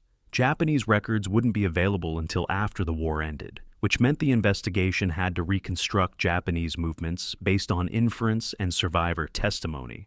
What emerged from hundreds of interviews was a picture of systematic failure at multiple levels, tactical positioning that was adequate in theory but ineffective in practice, communication systems that failed when needed most, radar operators who detected contacts but whose reports weren't acted upon, commanders who were absent or uninformed or overwhelmed, crews who were exhausted to the point where judgment was impaired. The investigation revealed not a single catastrophic failure, but an accumulation of small failures that created cascading disaster when Japanese attack began. No single person or decision could be blamed for the outcome. The system had failed. But institutional responsibility was unpalatable in a military culture that demanded individual accountability. So, the investigation searched for scapegoats. Captain Howard Bode of USS Chicago became the primary target of the investigation's blame. And a testimony from surviving officers indicated Chicago had withdrawn from the battle while other ships were still engaged, that Bode had ordered his ship to steam south rather than toward the gunfire, that Chicago's failure to engage Japanese forces had contributed to the destruction of the Southern force. The accusations were technically accurate, but contextually misleading. Chicago had been torpedoed, had lost her bow, was maneuvering with difficulty when Bode ordered withdrawal. Chicago was the Northern Force flagship, but Bode didn't know he was in command because Crutchley hadn't informed him of command transfer. Chicago couldn't have reached the Southern Force in time to affect the battle's outcome, given the damage she'd sustained, and the speed at which the Southern Force was destroyed. And none of these contextual factors mattered to investigators looking for someone to blame.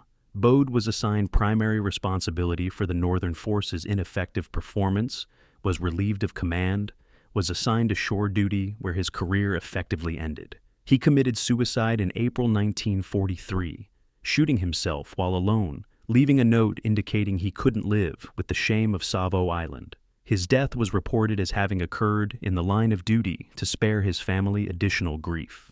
Admiral Crutchley's role in the disaster was more complicated, and the investigation treated him more carefully because he was British, because assigning blame to a foreign officer would create diplomatic complications. That's because his absence during the battle was result of following orders from Turner rather than personal decision. The investigation concluded that Crutchley should have informed his subordinate commanders that he was leaving the area, should have explicitly transferred command to Captain Bode, should have ensured patrol arrangements were maintained during his absence. But the investigation also concluded that Crutchley's basic tactical dispositions were sound, that his ships were properly positioned, that his absence during the battle was unfortunate but not culpable.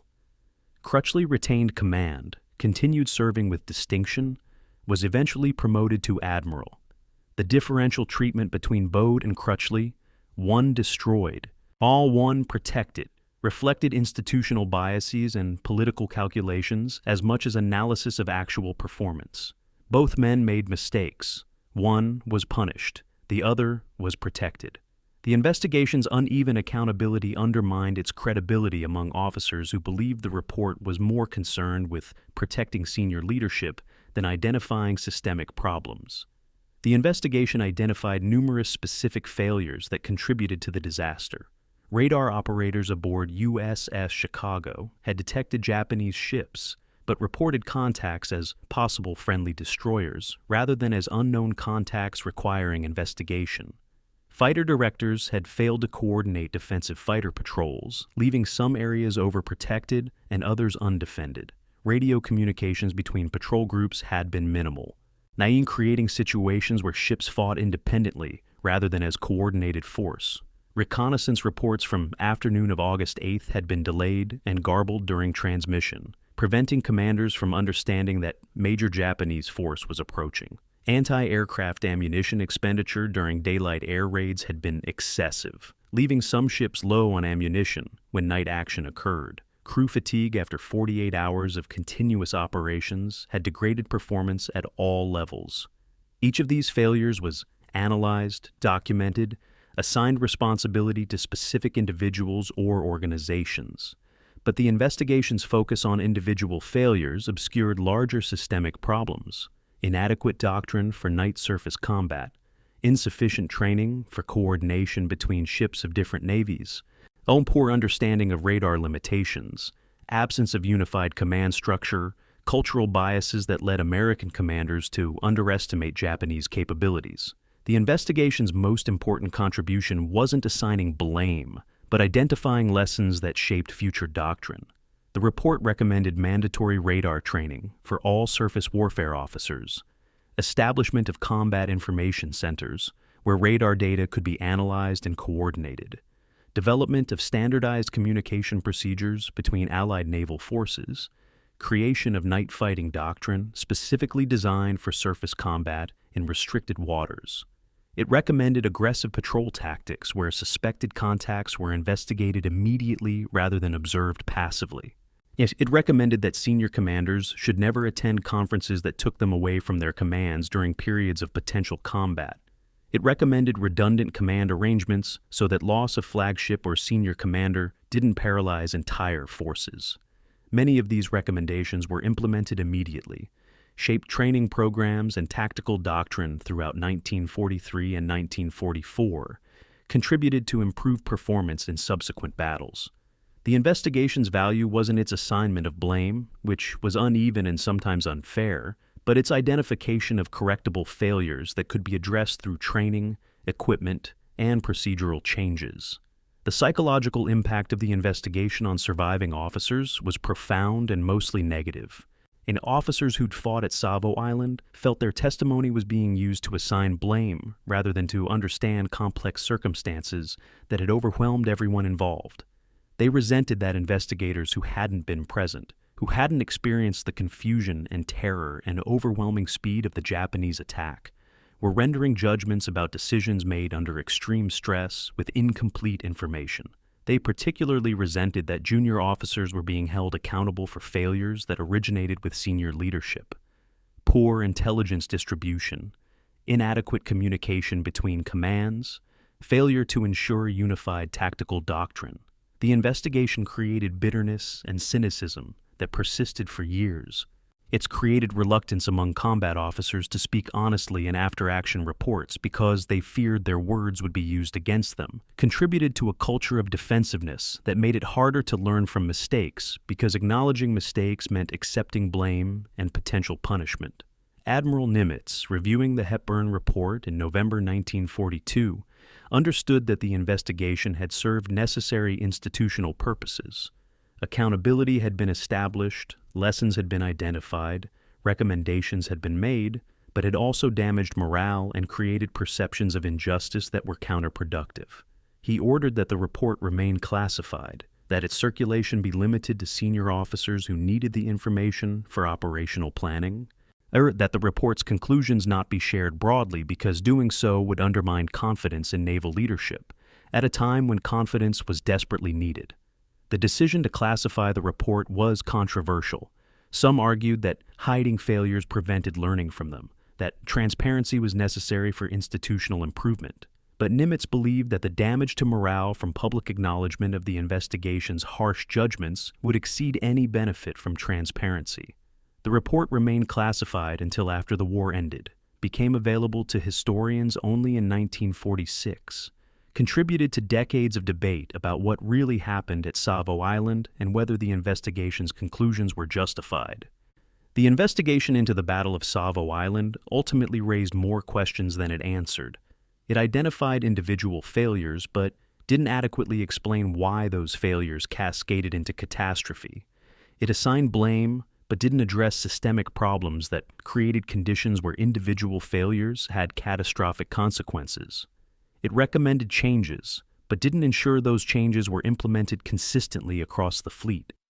Most fundamentally, it couldn't answer the question that haunted everyone who studied the battle. How could the United States Navy, with technological advantages and numerical superiority, lose so completely to an enemy force that American propaganda had insisted was inferior?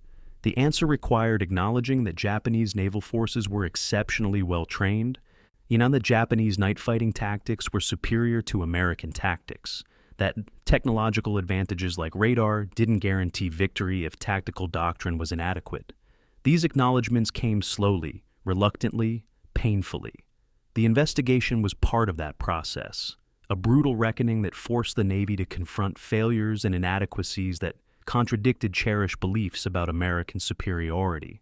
The investigation didn't provide closure. It provided accountability, which was different and perhaps less satisfying, but ultimately more useful. And it reminded everyone that learning from failure required acknowledging failure, which was the hardest lesson of all. And the Marines on Guadalcanal knew nothing about the naval battle that had occurred 8 miles offshore until the morning of August 9th, when they observed their supply ships hastily departing, steaming north with an urgency that suggested disaster rather than routine operations. Major General Alexander Vandegrift, commanding the 1st Marine Division, watched the transports leave and understood immediately that something had gone catastrophically wrong at sea, that his Marines were being left on Guadalcanal with incomplete supplies, that the naval support he'd been promised was either destroyed or withdrawn. He called his staff officers together and delivered a message that would define the next 6 months of fighting. We're on our own now. The Navy can't protect us. The supply ships are gone. We have 30 days of food if we ration carefully, 60 days of ammunition if we're conservative with it. Henderson Field is now the most important real estate in the Pacific because if we lose it, we're all dead or captured. Get the field operational. Get fighters flying. We hold this island or we die trying.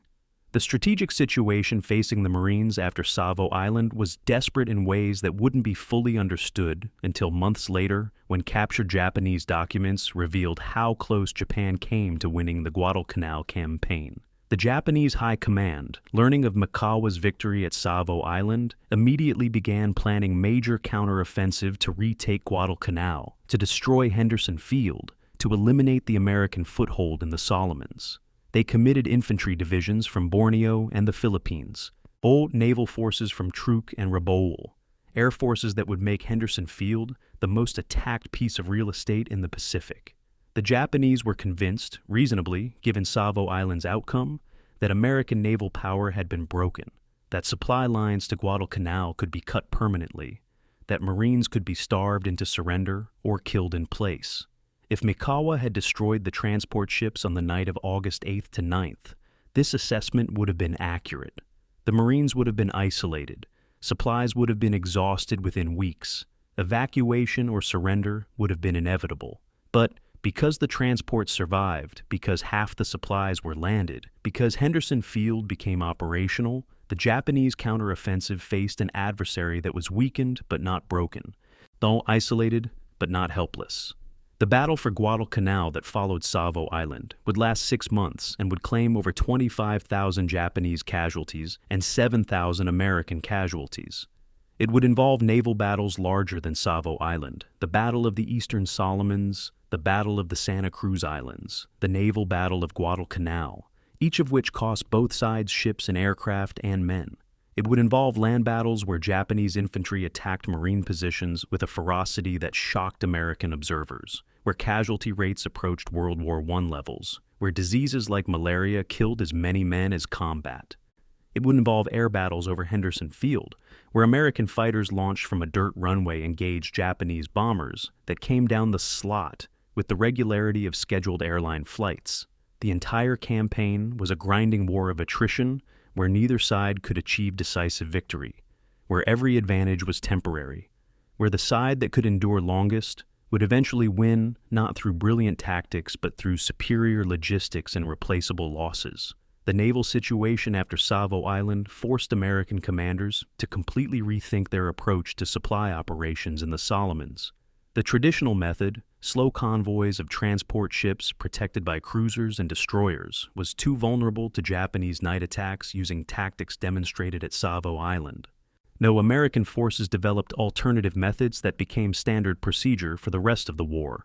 Fast destroyers would load supplies at rear bases, steam to Guadalcanal at high speed during darkness, unload at the beach, withdraw before dawn when Japanese air attacks became likely.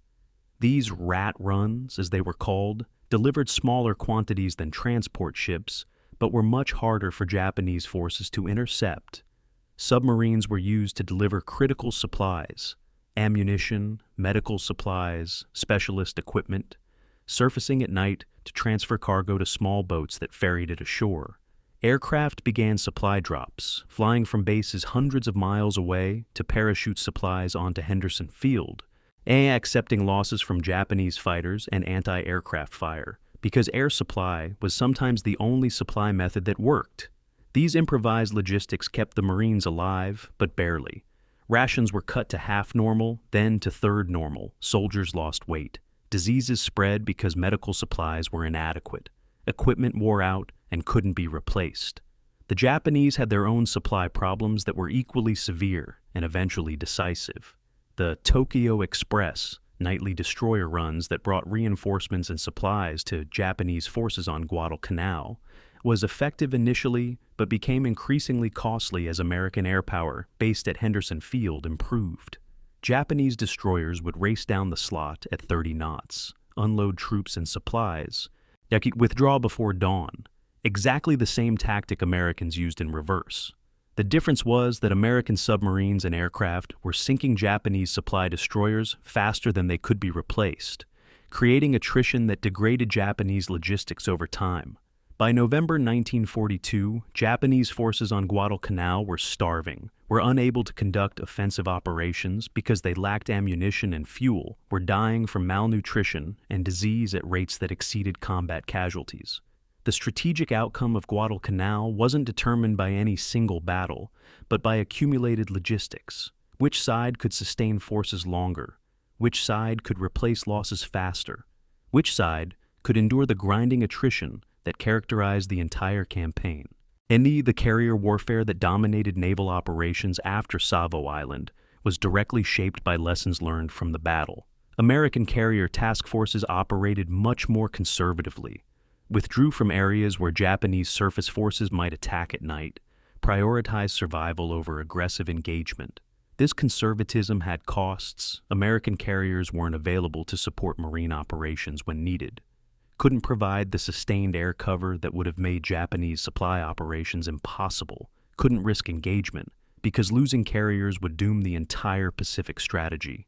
But conservatism also preserved American carrier strength through the critical months of late 1942, when losses would have been irreplaceable. By the time major carrier battles occurred, Eastern Solomons in August, it's Santa Cruz in October, American carrier doctrine had evolved to emphasize defensive depth, radar-directed fighter interception, damage control procedures that allowed carriers to survive hits that would have sunk them earlier. Japanese carrier doctrine remained aggressive, emphasized striking first and decisively, accepted risks to achieve tactical objectives. Both approaches had merit. American conservatism preserved forces. Japanese aggressiveness achieved tactical victories. But strategically, the side that preserved forces eventually accumulated advantages that tactical victories couldn't overcome. The most profound strategic impact of Savo Island was psychological rather than material. American naval confidence was shattered and replaced by caution and doubt that would persist until the massive industrial production of 1943 and 44 created margins of superiority so large that Japanese tactical skill became irrelevant. Japanese naval confidence was reinforced, creating belief that American forces could be defeated consistently through superior tactics and training, that Japan could win the war by inflicting unsustainable casualties even when outnumbered. This confidence was misplaced. Japan couldn't replace losses, couldn't match American industrial production, couldn't sustain the attrition warfare that Guadalcanal exemplified. But Japanese commanders didn't understand this initially, believed Savo Island demonstrated that quality could overcome quantity indefinitely, even committed forces to Guadalcanal beyond the point where victory was possible. The battle that should have convinced Japan to negotiate or withdraw instead convinced them to escalate, to commit more forces, to fight harder for an island that was strategically marginal but psychologically critical. This miscalculation, rooted in overconfidence from Savo Island's success, would cost Japan irreplaceable naval forces that would be desperately needed in 1944 when American offensives became overwhelming. Admiral Yamamoto, commanding the combined fleet, understood the strategic situation more clearly than his subordinates and tried repeatedly to convince Japanese leadership that Guadalcanal was unwinnable, that forces committed there were being wasted, that Japan should withdraw and consolidate defensive positions further north. His arguments were rejected by Army commanders who believed withdrawal would damage morale, by Naval General Staff officers who believed Savo Island demonstrated Japanese superiority could overcome American material advantages, by political leaders who believed public opinion wouldn't accept retreat from territories conquered in the war's early months. Yamamoto's strategic vision that Japan needed to preserve forces for inevitable confrontation with American industrial power was sound but politically impossible. He was overruled, was ordered to support Guadalcanal operations, committed his carriers to battles he believed were strategically unnecessary. The losses accumulated. By February 1943, when Japan finally evacuated Guadalcanal, Japanese naval aviation had been gutted, experienced pilots killed, carriers damaged, in operational tempo, sustained at unsustainable levels. The strategic aftermath of Savo Island was that tactical victory created overconfidence that produced strategic disaster. The Americans learned different lessons from Savo Island, lessons that shaped operations throughout the rest of the war. They learned that night surface combat required specialized training and doctrine, leading to establishment of specialized night fighting squadrons and destroyer flotillas that practiced tactics specifically designed for darkness engagement. They learned that radar was necessary, but not sufficient for victory, that technology required tactical doctrine that exploited its advantages while compensating for its limitations. They learned that unified command was essential, and that coalition warfare required standardized procedures and clear command relationships, that improvised coordination during crisis was inadequate. They learned that aggressive patrolling was preferable to passive defense, that investigating suspicious contacts immediately was worth the risk of alerting enemies to your presence, that waiting for certainty often meant waiting too long. Most importantly, they learned that Japanese forces were formidable opponents who couldn't be defeated through material advantages alone, who required respect and careful planning, who would exploit any American complacency or overconfidence ruthlessly. These lessons were expensive, learned through ships sunk and lives lost, but they were learned, and they shaped American naval doctrine in ways that made subsequent operations more effective, more coordinated, and more successful. The strategic aftermath of the Battle of Savo Island was visible throughout the Pacific War's remaining 3 years. The battle itself lasted 32 minutes. The consequences lasted until August 1945.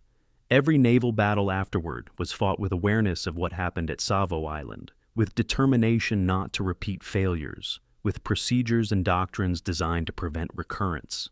The battle became a case study, a warning, a reminder that overconfidence was deadly and that preparation was never complete. It was studied in academies, analyzed in journals, discussed in wardrooms where officers debated what they would have done differently, how they would have avoided disaster, all whether they were better than the commanders who'd lost at Savo Island or whether they too would have failed under similar circumstances. The strategic aftermath wasn't just operational changes and doctrinal improvements. It was cultural shift, psychological transformation, acceptance that winning the war would be harder and longer and costlier than anyone had imagined in the optimistic days after Midway, when American victory seemed inevitable and imminent. Savo Island reminded everyone that wars aren't won by single battles, that strategic patience matters more than tactical brilliance, that the side that learns from disasters faster than the enemy learns from victories eventually prevails. The aftermath was learning, slowly and painfully, how to win a war that couldn't be won quickly. So, the Type 93, long lance torpedo that sank USS Quincy, had been in development since 1928, 14 years before the Battle of Savo Island, representing sustained Japanese investment in weapon technology that American naval planners had either dismissed as impossible or simply never anticipated. Japanese engineers had solved problems that American engineers insisted were unsolvable. How to store pure oxygen safely, how to prevent combustion in torpedo engines operating at high temperatures and pressures, how to achieve 49 knot speeds at 20-mile ranges while leaving no visible wake. The solutions required innovations in metallurgy, chemical engineering, and mechanical design that were equal to or ahead of anything Western nations had achieved. Yet American naval intelligence in 1942 still assessed Japanese technology as inferior, still believed Japanese manufacturing was incapable of precision work, still assumed Japanese weapons were copies of Western designs rather than original innovations.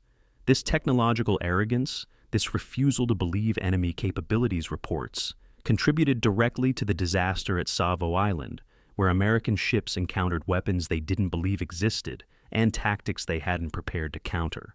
The Mark 15 torpedo that American ships fired during the Battle of Savo Island, those few ships that managed to fire before being destroyed, was inferior to the Long Lance in every measurable category and suffered from reliability problems that had plagued American torpedoes since the war's beginning. The Mark 15 ran at 45 knots for 6,000 yards maximum range, carried a 600-pound warhead, left highly visible wakes, and failed to detonate approximately 40% of the time, even when hitting targets squarely. The magnetic detonator that was supposed to trigger the warhead when passing under a ship's magnetic field was so unreliable that submarine commanders had been requesting permission to deactivate it for months. requests that were denied by the Bureau of Ordnance, which insisted the torpedoes were fine and that operators were simply using them incorrectly. The depth-keeping mechanism that was supposed to maintain preset running depth was miscalibrated, causing torpedoes to run 10 to 15 feet deeper than the set, often passing harmlessly under targets. These problems were known, documented, and reported repeatedly by commanders in the field. They were dismissed by engineers who refused to believe their designs were flawed, who blamed operators rather than acknowledge design failures, who delayed fixes that could have been implemented in months, but instead took years because institutional pride prevented accepting criticism. The technological gap extended beyond torpedoes to fire control systems, optical equipment, radio communications, and basic ship design philosophy. Japanese naval binoculars were the finest in the world, 20-power magnification with 120mm objective lenses, creating light-gathering capability that allowed lookouts to see in darkness where American lookouts saw nothing. Japanese optical rangefinders were equally superior, providing accurate target distances at ranges where American rangefinders struggled. Japanese ships were designed for night combat, low silhouettes that were difficult to see, superstructures positioned to minimize visibility, lighting systems that could be completely blacked out. American ships were designed assuming radar would provide detection, with tall superstructures that carried radar antennas but also made ships visible from greater distances, with lighting systems that were difficult to completely darken, with design philosophies that prioritized daytime visibility and command efficiency over nighttime concealment. American radar in August 1942 was primitive compared to systems that would be deployed later in the war, but was still technologically more advanced than anything Japan possessed. Even the CXAM radar installed on some American cruisers could detect surface ships at 10 to 15 miles range under good conditions, providing warning that Japanese forces couldn't match. The SC radar on newer ships had even better range and reliability. But radar's advantages were negated by poor training.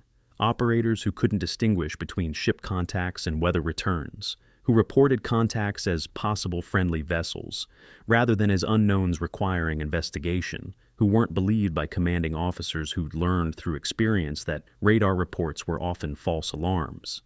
The technological advantage existed but wasn't exploited because doctrine and training hadn't caught up with hardware. Japanese forces lacking radar compensated through superior lookout training.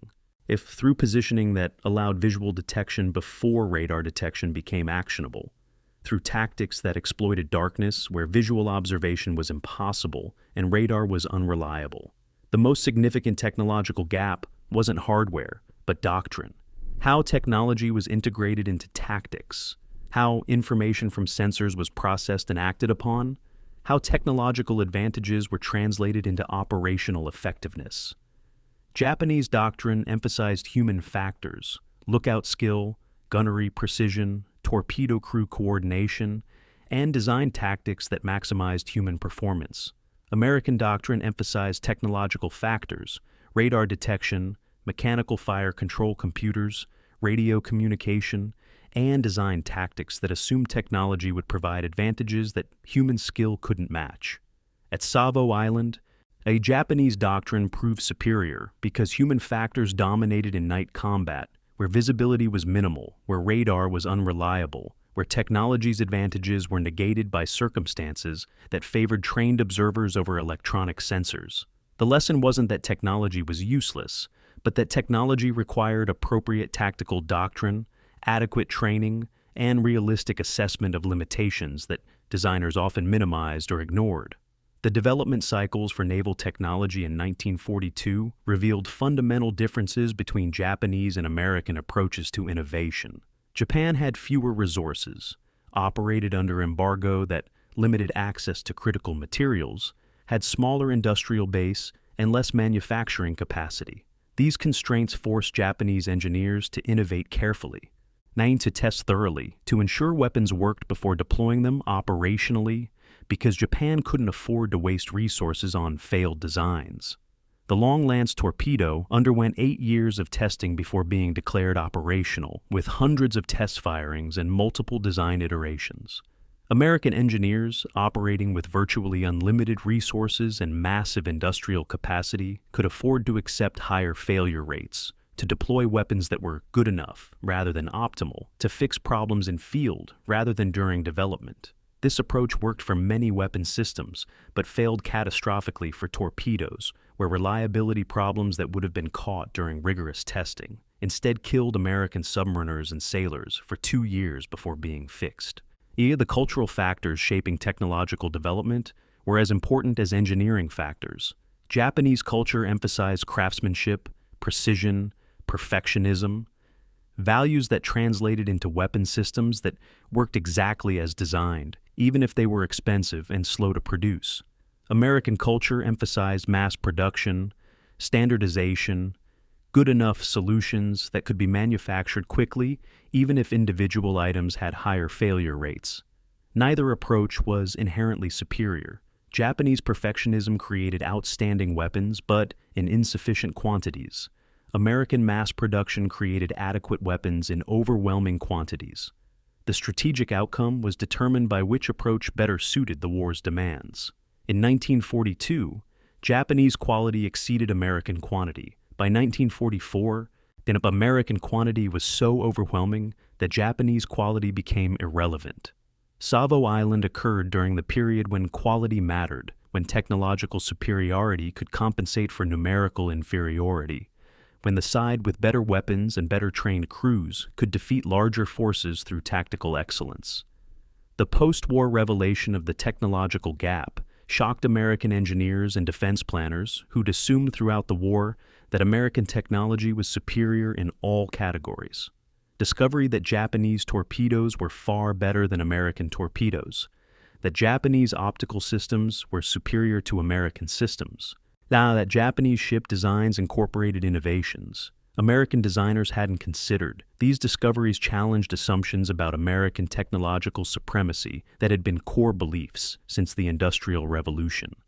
The revelations prompted serious examination of American weapons development processes, leading to reforms that improved testing, quality control, and feedback mechanisms between operational forces and design bureaus. They also prompted more realistic assessment of adversary capabilities, replacing casual dismissal of enemy innovations with serious technical intelligence that evaluated enemy weapons objectively, rather than through the lens of cultural superiority. The technology gap at Savo Island was real, significant, and underestimated by American forces until painful experience demonstrated its consequences. Japanese weapons worked better. Japanese tactics exploited their weapons' advantages effectively. Japanese training allowed crews to use technology to its maximum potential. American advantages in radar and industrial production didn't compensate for Japanese advantages in torpedoes, optics, and night fighting doctrine, because the battle was fought under conditions where Japanese advantages mattered more. The lesson wasn't that American technology was inferior. Overall, American industrial and technological capabilities far exceeded Japanese equivalents, but that specific technological advantages in specific tactical situations could overcome broader strategic disadvantages. The side with better torpedoes won the torpedo battle. The side with better night fighting optics won the night fighting battle. The side with better tactical doctrine exploiting their specific technological advantages won decisively, and the losing side had to acknowledge that technological superiority wasn't guaranteed, wasn't inherent in national character or industrial capacity, had to be earned through rigorous development, thorough testing, realistic assessment, and tactical doctrine that translated technological capabilities into operational effectiveness. The technology gap was learning opportunity, humbling lesson, wake-up call that American forces needed if they were going to close the tactical skill gap that existed in August 1942, and that would only close through painful experience, systematic improvement, and institutional willingness to learn from disasters rather than deny them. Our 19-year-old Seaman First Class Robert Mitchell died aboard USS Astoria in a compartment that was flooding, trapped when watertight doors were sealed to isolate damage, drowning in darkness while the ship he served burned above him. His body was never recovered, went down with Astoria when she sank at 6:15 hours on August 9th. and his family wouldn't learn of his death until September 3rd, when a telegram arrived at their home in rural Iowa. The Navy Department deeply regrets to inform you that your son, Robert Mitchell, is missing in action in the Pacific. Missing in action, not killed in action, because the Navy couldn't confirm death when bodies weren't recovered, couldn't provide closure to families who needed to know their sons were dead rather than captured or lost somewhere in the Pacific's vastness. It said Mitchell was one of 1,077 Allied sailors killed at Savo Island, one of hundreds whose bodies were never found, one of thousands of families whose grief was compounded by uncertainty that lasted years. The casualty notification process in 1942 was impersonal and bureaucratic in ways that made grief harder to bear. Telegrams were delivered by Western Union messengers, usually teenagers who'd been hired to deliver messages and had no training in how to inform families that their sons were dead. The telegrams were brief, factual, cold, name, rank, serial number, missing in action, condolences from the Secretary of the Navy. No details about how death occurred, where it occurred, whether suffering was involved, whether remains were recovered. Many families were left with fragments of information and months of waiting for follow-up letters that often never came, because officers who might have provided details were themselves casualties, or were reassigned to other duties before they could write condolence letters. The Mitchell family waited 4 months for confirmation that Robert was killed rather than missing, 4 months of hoping he might be prisoner or survivor, 4 months before acceptance became possible. When confirmation finally arrived in December, it came in another telegram equally brief and impersonal. Previously reported missing, now confirmed killed in action. No apology for the delay, no explanation of what happened, just bureaucratic acknowledgement of death that had occurred 4 months earlier. That the survivors carried their own casualties, psychological wounds that had no medical name in 1942, that weren't recognized as legitimate injuries, that received no treatment or compensation. Lieutenant William Truesdell, who'd organized Astoria survivors in the water and maintained their morale through 9 hours of waiting for rescue, returned to service within 2 weeks and functioned apparently normally. But his sleep was destroyed by nightmares where he drowned repeatedly, where he watched men die and couldn't save them, where explosions that had occurred months earlier replayed nightly with a vividness that made sleep something to dread rather than seek. He functioned during the day through will and duty, but the nights destroyed him gradually, that eroding mental health until he requested psychiatric evaluation in January 1943.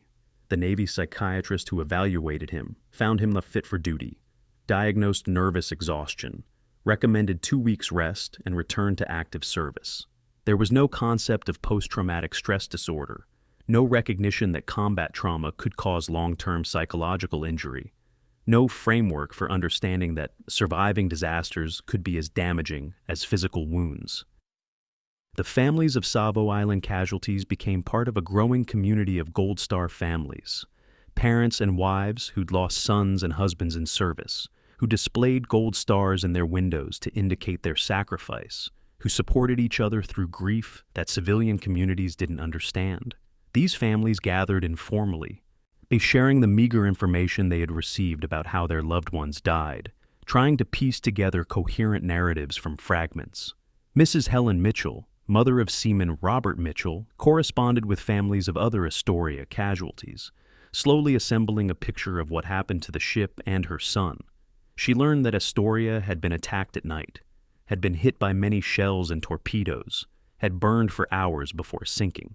She learned that her son had been in a compartment below the waterline, had probably been killed instantly when torpedoes struck, hadn't suffered prolonged dying. This knowledge, however incomplete, provided small comfort. Death had been quick rather than slow, painless rather than agonizing, in company of shipmates rather than alone. The details mattered because imagination filled gaps with horrors worse than reality, because not knowing allowed fears to expand infinitely, because even tragic certainty was better than endless uncertainty. The financial impact on families was severe and often unexpected. Military death benefits in 1942 were minimal: $10,000 life insurance paid to next of kin, continuation of salary for 6 months, then nothing. Families who had depended on military income found themselves financially distressed, unable to maintain homes or lifestyles that military pay had supported. Widows with children faced particularly severe hardships, unable to work because child care wasn't available, unable to support families on death benefits that were calculated assuming women would remarry or be supported by extended families, and unable to access government assistance programs that were limited and stigmatized. Mrs. Sarah Thompson, widow of Chief Petty Officer James Thompson, killed aboard USS Quincy, had 3 children under age 8 when her husband died.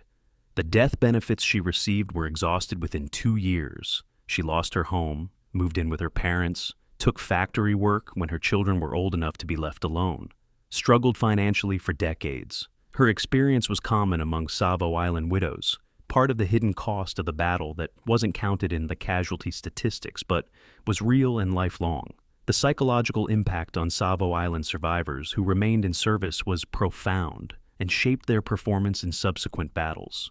Men who'd watched their ships sink became cautious to the point of ineffectiveness, reluctant to close with enemies, hesitant to commit forces, prioritizing survival over mission accomplishment.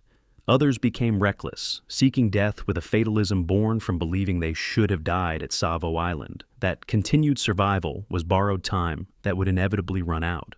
Most fell somewhere between these extremes, functioning adequately, but carrying trauma that affected judgment in ways they didn't consciously recognize.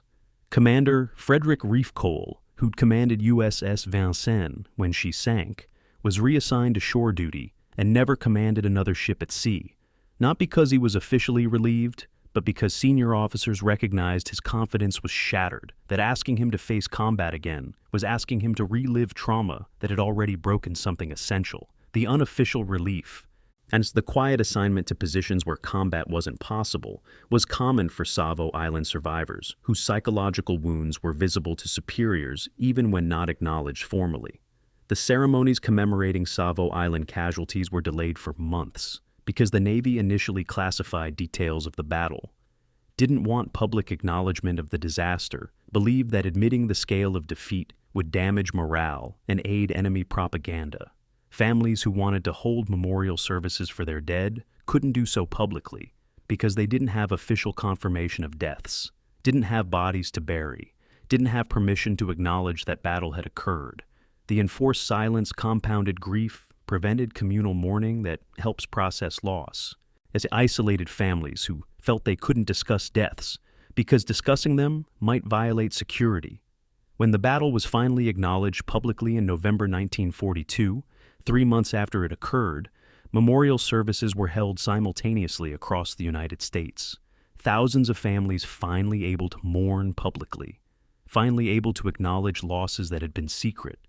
The services provided closure that had been denied for months, but the delay had made grief harder to process, had forced families to mourn alone during the period when communal support was most needed.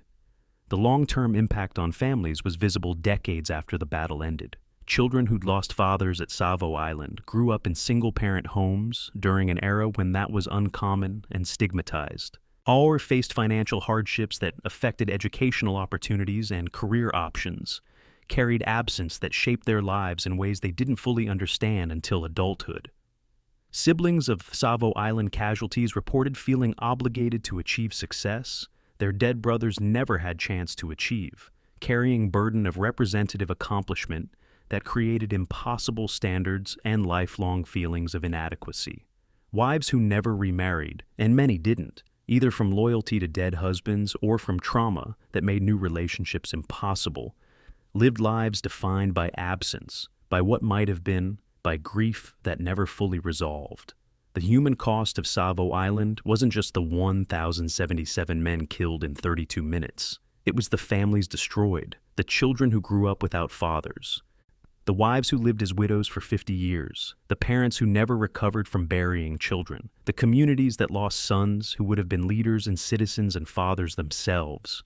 The human cost accumulated across generations, rippled through families and communities, created absences that were felt but never filled. The memorial at Guadalcanal, dedicated in 1992 on the 50th anniversary of the battle, lists every name of every Allied sailor killed at Savo Island, 1,077 names carved in granite, arranged alphabetically by ship, standing on the shore where Marines landed in August 1942. The memorial faces north toward Savo Island, visible from the memorial on clear days, a dark shape against the horizon where 4 cruisers sank in water, too deep for salvage. Families of casualties traveled to Guadalcanal for the dedication, many for the first time, finally seeing the place where their fathers or brothers or sons died, finally standing where the battle occurred, finally able to mourn at a location connected physically to the loss they'd carried for 50 years. The dedication ceremony included survivors, men in their 70s who'd been teenagers at Savo Island, who'd spent half a century carrying memories of ships sinking and friends dying, who'd never spoken publicly about the battle because memory was too painful. They spoke briefly, haltingly, about what they remembered: darkness and explosions and fear and the sound of water entering compartments and the longer sound of men calling for help in darkness where help was impossible. The memorial wasn't closure. Nothing provides closure for losses that large, but it was acknowledgement, recognition that sacrifice mattered, confirmation that the dead weren't forgotten even after 50 years. The human cost of the Battle of Savo Island was measured in names carved on granite, in families that never healed, in the long shadow that death at sea casts across generations. 19-year-old Robert Mitchell died in darkness on August 9, 1942. His absence echoed through his family for the rest of the century.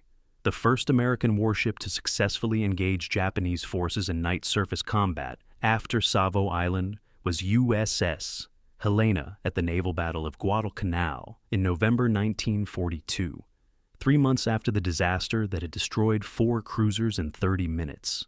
Helena's commanding officer, its Captain Gilbert Hoover, had studied every available report from Savo Island, had drilled his crew relentlessly in night combat procedures, had implemented changes that transformed how American ships fought in darkness.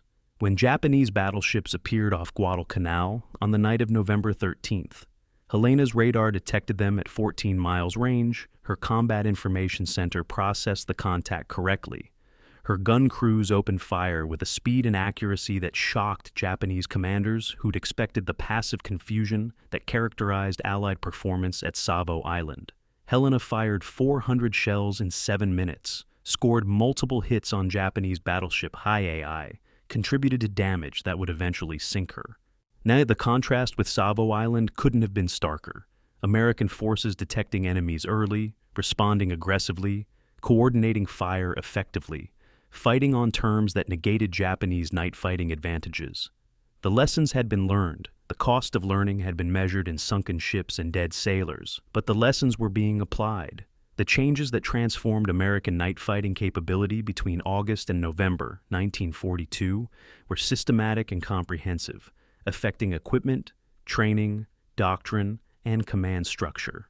Every cruiser and destroyer was retrofitted with improved radar systems, newer S, C, and SG models with better range and resolution, with operators trained specifically in distinguishing ship contacts from weather returns, and with procedures that required investigating unknown contacts immediately rather than waiting for visual confirmation. Combat Information Centers were established on all major warships, dedicated spaces where radar data, radio communications, and visual reports were integrated, analyzed, and used to generate tactical picture that commanders could use for decision-making. Fighter direction training was standardized across the fleet, creating common procedures that allowed ships from different task forces to coordinate seamlessly. Night combat drills became mandatory, conducted weekly rather than occasionally, emphasizing aggressive tactics rather than passive defense. The cumulative impact of these changes was dramatic. American forces in November fought with coordination and effectiveness that would have seemed impossible in August. The tactical doctrine changes were equally important and represented fundamental shift in American naval thinking. Pre-Savo Island doctrine emphasized caution, investigate suspicious contacts carefully, confirm identity before engaging, maintain formation integrity, await orders from senior officers before taking action. Post-Savo Island doctrine emphasized aggression, engage unknown contacts immediately, assume unidentified ships are hostile until proven friendly, break formation if necessary, to press attacks. Empower junior officers to take initiative without awaiting orders. The doctrine change reflected lessons learned painfully at Savo Island, where caution had allowed Japanese forces to achieve perfect attack positions before Allied ships understood they were under attack.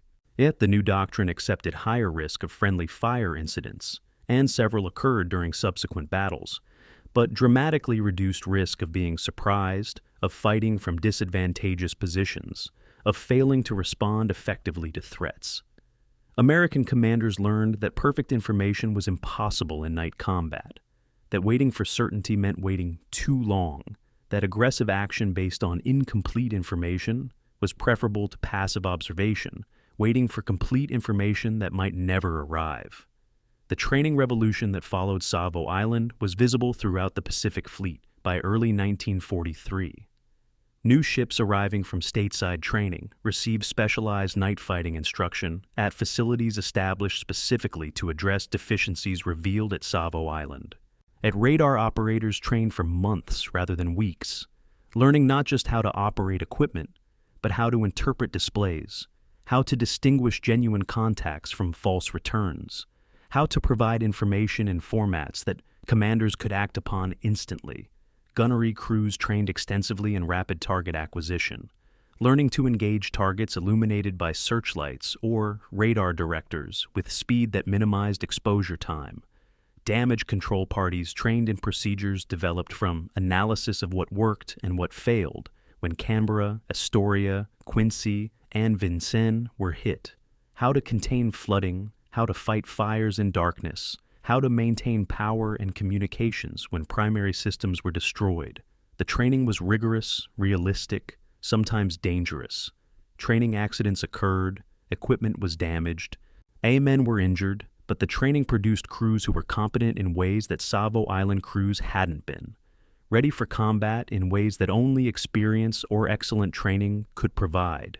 The technological improvements implemented after Savo Island addressed specific deficiencies that combat had revealed. Radar systems were upgraded with better antennas, more powerful transmitters, receivers that filtered noise more effectively. IFF systems, identification, friend or foe, were improved and made more reliable, reducing confusion about whether contacts were friendly or hostile. Radio communications were standardized across Allied forces, creating common frequencies and procedures that allowed American, Australian, and New Zealand ships to communicate seamlessly.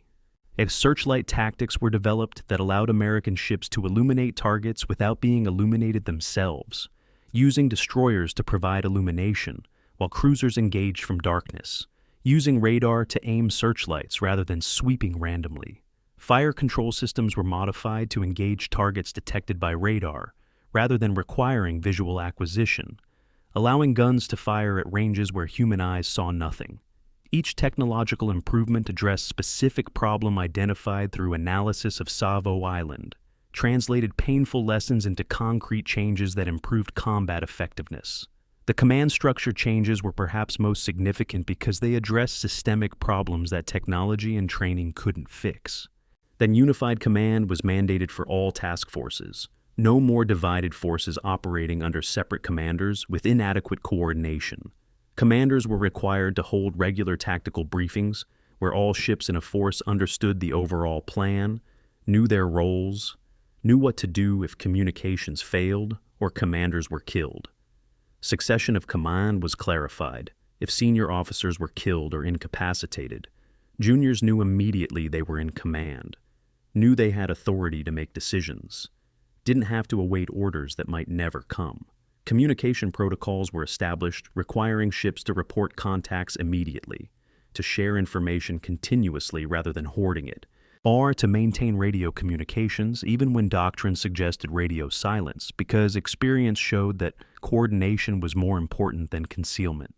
These command structure changes created task forces that operated as integrated units rather than as collections of ships that happened to be in proximity, that could respond to unexpected situations flexibly, that didn't collapse into confusion when circumstances deviated from plans. The validation of these lessons came in battles fought during late 1942 and throughout 1943, where American forces demonstrated capability to fight effectively at night, to detect Japanese forces before being detected, to coordinate attacks that achieved tactical success rather than suffering tactical disaster.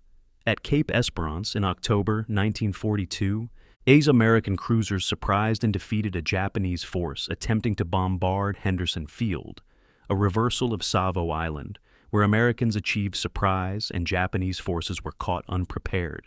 At Tassafaronga in November, American forces detected and engaged Japanese destroyers running supplies to Guadalcanal, preventing their mission despite suffering losses when Japanese long-lance torpedoes struck American ships that had been too aggressive in closing range.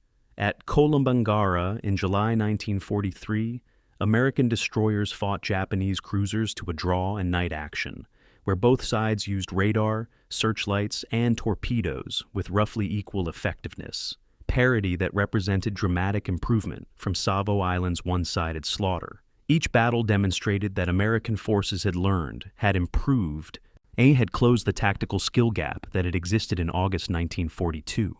The most profound lesson learned from Savo Island wasn't tactical or technological, but cultural. The recognition that enemy capabilities couldn't be dismissed, that Japanese forces were formidable opponents who'd spent decades developing night fighting tactics that worked brilliantly, that defeating Japan required respecting enemy skill rather than relying on assumptions of American superiority.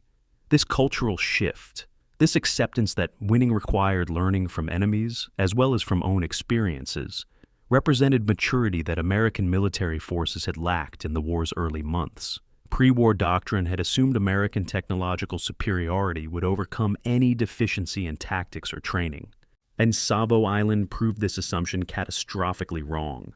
Post-Savo Island doctrine acknowledged that technology was necessary but insufficient, that tactical skill mattered, that training was essential, that winning required continuous improvement and adaptation.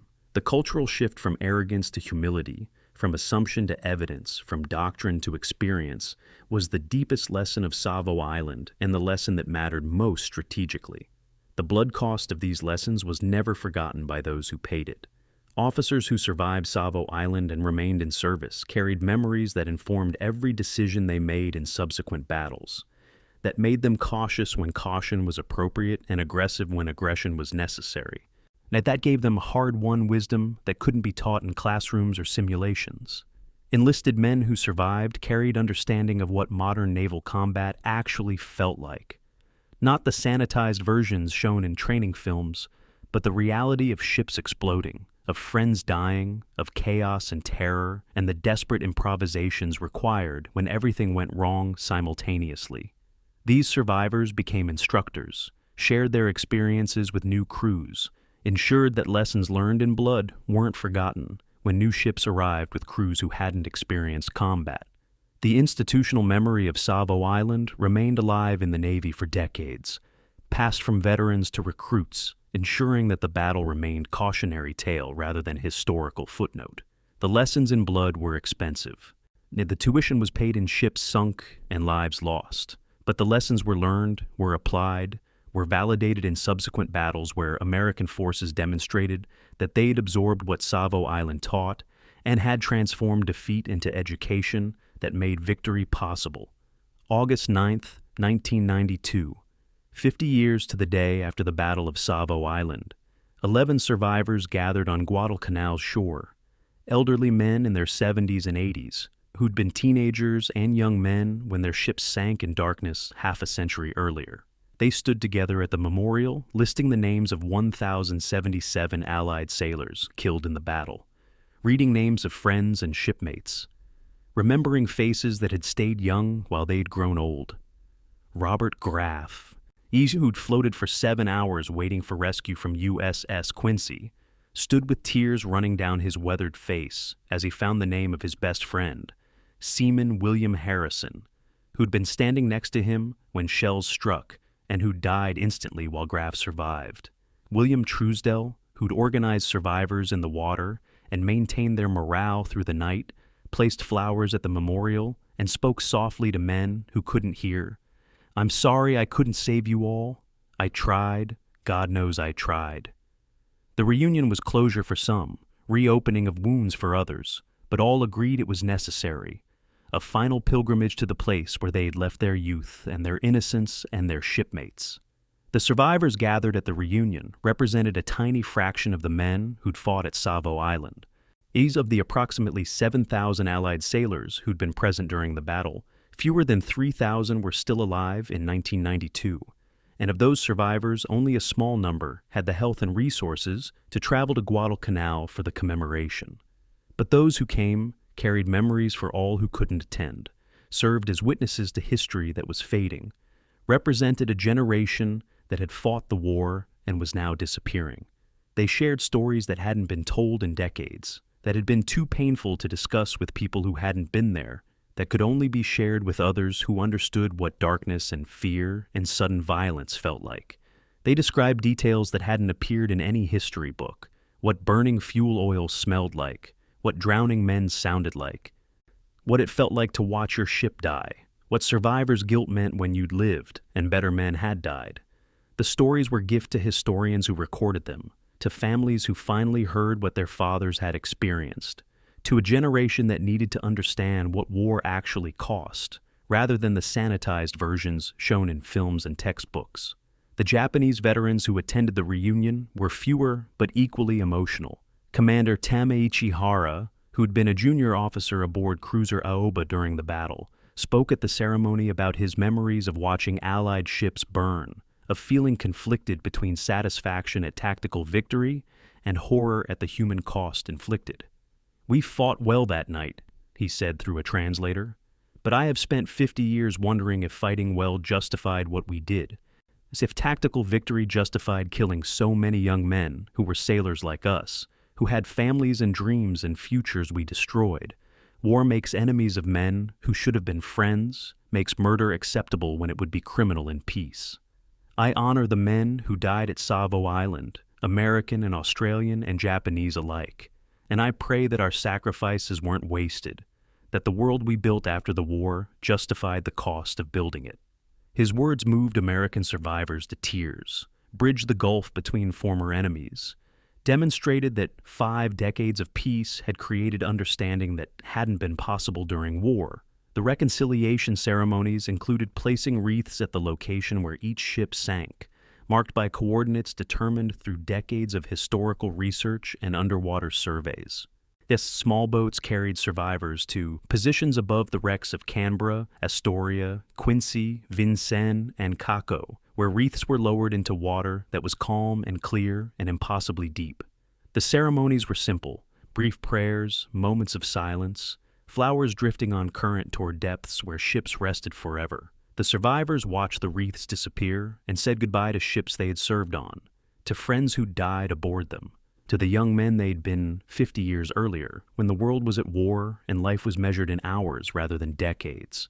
Some threw personal mementos into the water: photographs, medals, letters written during the war but never sent. Offerings to the deep that held so much history and so many dead. The memorial dedication included speeches by officials from the United States, Australia, Japan, and the Solomon Islands, each acknowledging the battle's significance and honoring those who'd fought. The Australian ambassador spoke about Canberra's loss, about how the cruiser's sinking had affected his nation, about the crew's sacrifice defending an operation that would eventually lead to Allied victory. The American Secretary of the Navy spoke about lessons learned from Savo Island, about how the disaster had forced improvements that made subsequent victories possible, about the importance of remembering failures as well as successes. The Japanese ambassador spoke about reconciliation, about how former enemies had become allies, about how cooperation between nations that once fought was the truest honor to those who died. Even the speeches were diplomatic and appropriate, but the survivors weren't listening closely. They were looking at the names on the memorial, remembering faces, hearing voices from 50 years past, present in body, but mentally distant in time and memory. The informal gatherings after the official ceremony provided the most meaningful moments of the reunion. Survivors sat together in small groups, sharing photographs and stories, connecting with men they hadn't seen since the war ended. They compared memories of the battle, found that details had remained remarkably consistent despite 5 decades. The suddenness of the attack, the intensity of Japanese gunfire, the speed with which ships sank, the hours of floating in darkness, the relief when rescue came. They also discovered that memories diverged in interesting ways. That different perspectives during the same battle produced different experiences, that no single account captured the complexity of combat, where thousands of men fought individual battles that were connected but not identical. The conversations revealed how imperfect memory was, how time had softened some details while amplifying others, how the mind protected itself from worst memories by blurring them while preserving moments of camaraderie and survival. The younger generations attending the reunion, children and grandchildren of Savo Island veterans, heard stories their fathers had never told, learned details that had been too painful to share within families but could be shared with strangers and fellow veterans. They understood, perhaps for the first time, what their fathers had experienced, why certain sounds or situations triggered reactions that seemed disproportionate, why their fathers had nightmares that lasted decades, why military service had defined their fathers' lives, even though the service had ended 50 years earlier. The intergenerational transfer of memory was imperfect. No one who hadn't experienced combat could truly understand it. But it was important, ensuring that knowledge of what war cost would survive the generation that had paid the cost. The children and grandchildren left Guadalcanal with deeper respect for their fathers, with understanding that surviving battle didn't mean battle ended, that some wounds remained open for lifetimes. The final evening of the reunion, survivors gathered informally to watch the sun set over the channel where the battle had occurred, where darkness had concealed approaching enemies 50 years earlier, where ships had burned and men had died in water that now looked peaceful and benign. They stood silently for long minutes, each man with his own thoughts, his own memories, his own conversations with the dead who weren't present except in memory. As darkness fell, the same tropical darkness that had aided Japanese attack and hindered Allied defense, several survivors spontaneously began singing the Navy hymn, voices aged but still strong, words that asked for protection for those in peril on the sea. The hymn was sung at military funerals, at changes of command, at moments when Navy tradition required recognition of service and sacrifice. Singing it here, at the place where so many had died, was tribute and prayer and farewell. A recognition that the battle was history, but the dead remained present in memory, that 50 years hadn't diminished the loss or the grief or the obligation to remember. The warriors' reunion was ending. Most survivors knew they wouldn't return. Travel was difficult at their ages. Health was declining. Time was running short. This was goodbye to Guadalcanal, to the memorial, to the shipmates whose names were carved in stone, to the young men they'd been when the world was at war, and death came in darkness without warning. The warriors were going home, but part of them would remain here, in water that held ships and men, in memory that connected past to present, in the eternal duty to remember those who didn't survive, to grow old and gather at reunions and watch sunsets over peaceful water that had once been battlefield. The channel between Guadalcanal and Florida Island acquired its grim nickname during the 6 months of fighting that followed the Battle of Savo Island, Iron Bottom Sound, named for the dozens of ships that sank there between August 1942 and February 1943, warships and transport ships and cargo ships that littered the seafloor in water too deep for salvage, monuments to the campaign's cost. The exact count of ships resting on the bottom has been debated by historians and divers for decades, but the generally accepted figure is approximately 50 ships, American, Japanese, Australian, sunk in combat or scuttled after damage, representing hundreds of thousands of tons of steel and aluminum and equipment. Thousands of men whose bodies went down with their ships and whose graves became the wrecks themselves. The Iron Bottom Sound is the largest naval graveyard in the Pacific, a maritime cemetery where history is visible through sonar and submersibles, where the past remains present in ways that land battlefields can never preserve. The Sound is testament to how fiercely the Guadalcanal campaign was contested, how unwilling either side was to concede, how much both sides were willing to pay in ships and lives for an island that had been completely unknown to most Americans and Japanese before August 1942. The wrecks of the Savo Island ships, Canberra, Astoria, Quincy, Vincennes, and Caco, lie in water that ranges from 500 to 2,000 feet deep, depths that make salvage impossible and preservation nearly perfect. The cold water and lack of oxygen at depth means deterioration is minimal. Ana means ships look remarkably similar to how they appeared when they sank 50 years ago. Underwater surveys conducted by research vessels and submersibles have documented the wrecks extensively, creating three-dimensional maps that show damage, that reveal where shells struck and where torpedoes hit, that provide evidence supporting or contradicting various accounts of the battle. The surveys have revealed details invisible to survivors. The Vincennes bow is nearly severed from her hull by torpedo damage. The Quincy's bridge was completely destroyed by shell fire. The Astoria's stern is separated from her main hull by structural failure that occurred as she sank. These details confirm the violence of the attack, validate survivor accounts that might otherwise have seemed exaggerated, demonstrate how devastating Japanese gunnery and torpedoes actually were. The wrecks are war graves under international law, protected from salvage and disturbance, designated as memorials to the men who died aboard them. Divers who've explored the wrecks, only a handful have reached the depths where the ships rest, report an overwhelming sense of presence, of visiting sacred space, of intruding on final resting places that should remain undisturbed. They have photographed artifacts that remain visible, guns still in firing positions, shells still in ready racks, equipment that was being used when ships sank.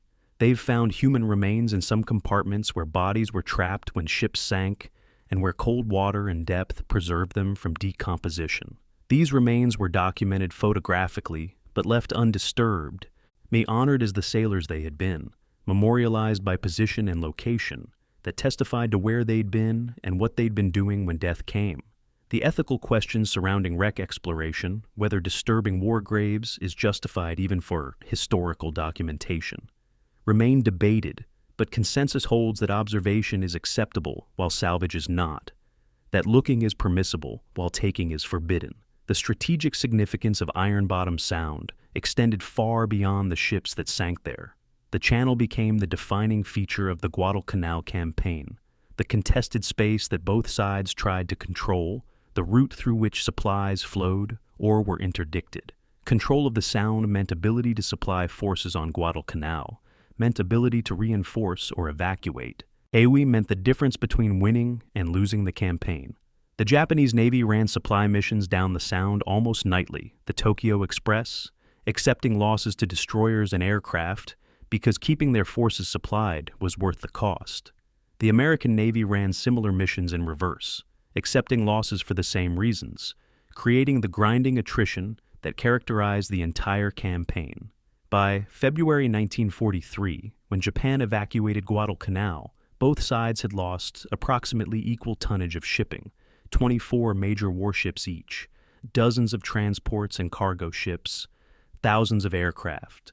The campaign was drawn in tactical terms, decided strategically only when Japan acknowledged it couldn't sustain the attrition and withdrew.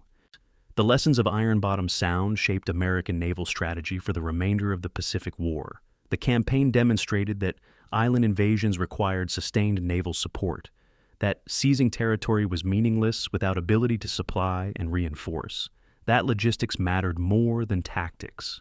American planners learned to position advanced bases close to invasion targets, to build artificial harbors where natural harbors didn't exist, to maintain supply lines through submarine attacks and air attacks and surface attacks.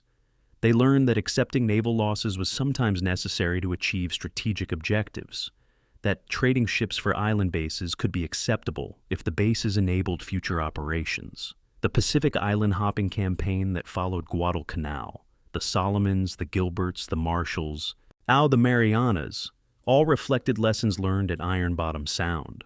All demonstrated that American industrial capacity could replace losses faster than Japan could inflict them. All validated the strategy of trading material for territory in ways that exploited American advantages while negating Japanese advantages. The Japanese lessons from Iron Bottom Sound were equally important, but led to different strategic conclusions. Japanese planners recognized that sustained attrition favored the United States, that Japan couldn't win campaigns where logistics and industrial production determined outcomes, that trading losses equally meant eventual Japanese defeat because American replacement capacity exceeded Japanese capacity by orders of magnitude. This recognition should have led to strategic withdrawal, to consolidation of defensive positions, to acceptance that territories conquered in early 1942 couldn't be held indefinitely. Instead, Japanese strategy remained fixated on decisive battle, on belief that tactical victories could overcome strategic disadvantages, on commitment of forces to campaigns that were unwinnable in hope that somehow conditions would change. The refusal to acknowledge strategic reality, to adapt to circumstances that made victory impossible, characterized Japanese decision-making throughout 1943 and 44, led to losses at Philippine Sea and Leyte Gulf that destroyed Japanese naval power completely. The lessons of Iron Bottom Sound were available but weren't applied, were recognized intellectually but not implemented operationally, remained insights that didn't translate into change behavior. The human legacy of Iron Bottom Sound is visible in communities throughout the United States, Australia, and Japan, where families still mourn losses from the campaign. Small towns in Iowa and Texas and California lost sons who died in the Sound's waters, created local memorials that list names of young men who never came home, maintain ceremonies that honor sacrifice even as direct memory of the war fades. Australian communities remember HMAS, Canberra's loss, name schools and streets after the cruiser, ensure that new generations know the ship's story and the crew's sacrifice. Japanese communities remember their losses quietly, privately, in ways that reflect cultural differences about public mourning, but equal recognition of sacrifice's weight. The communities are connected through shared loss, thus through understanding that war's cost extends far beyond combatants, through recognition that young men who died in Iron Bottom Sound left absences that persisted for generations. The archaeological significance of Iron Bottom Sound is increasingly recognized as technology makes deep water wreck exploration more feasible. The wrecks are time capsules, preserving naval technology and tactics from 1942 in ways that no museum could replicate, providing evidence about how ships were built and armed and fought. Marine archaeologists study the wrecks to understand damage patterns, to validate or challenge historical accounts, to document artifacts that illuminate daily life aboard warships. The research is constrained by wreck protection laws, by ethical considerations about disturbing war graves, by technical challenges of working in deep water, but proceeds slowly, carefully, respectfully. Each survey adds to historical understanding, confirms some details and contradicts others, reveals complexity that simplified narratives miss. The wrecks are historical documents as surely as written records are, primary sources that testify to what happened without the filtering and interpretation that characterizes all human accounts. The future of Iron Bottom Sound is uncertain as the last veterans die and direct memory of the campaign disappears. The wrecks will remain, steel and aluminum deteriorate slowly at depth, preservation will continue for centuries. But the living connection to the events, the ability to hear first-hand accounts from men who fought there, is ending.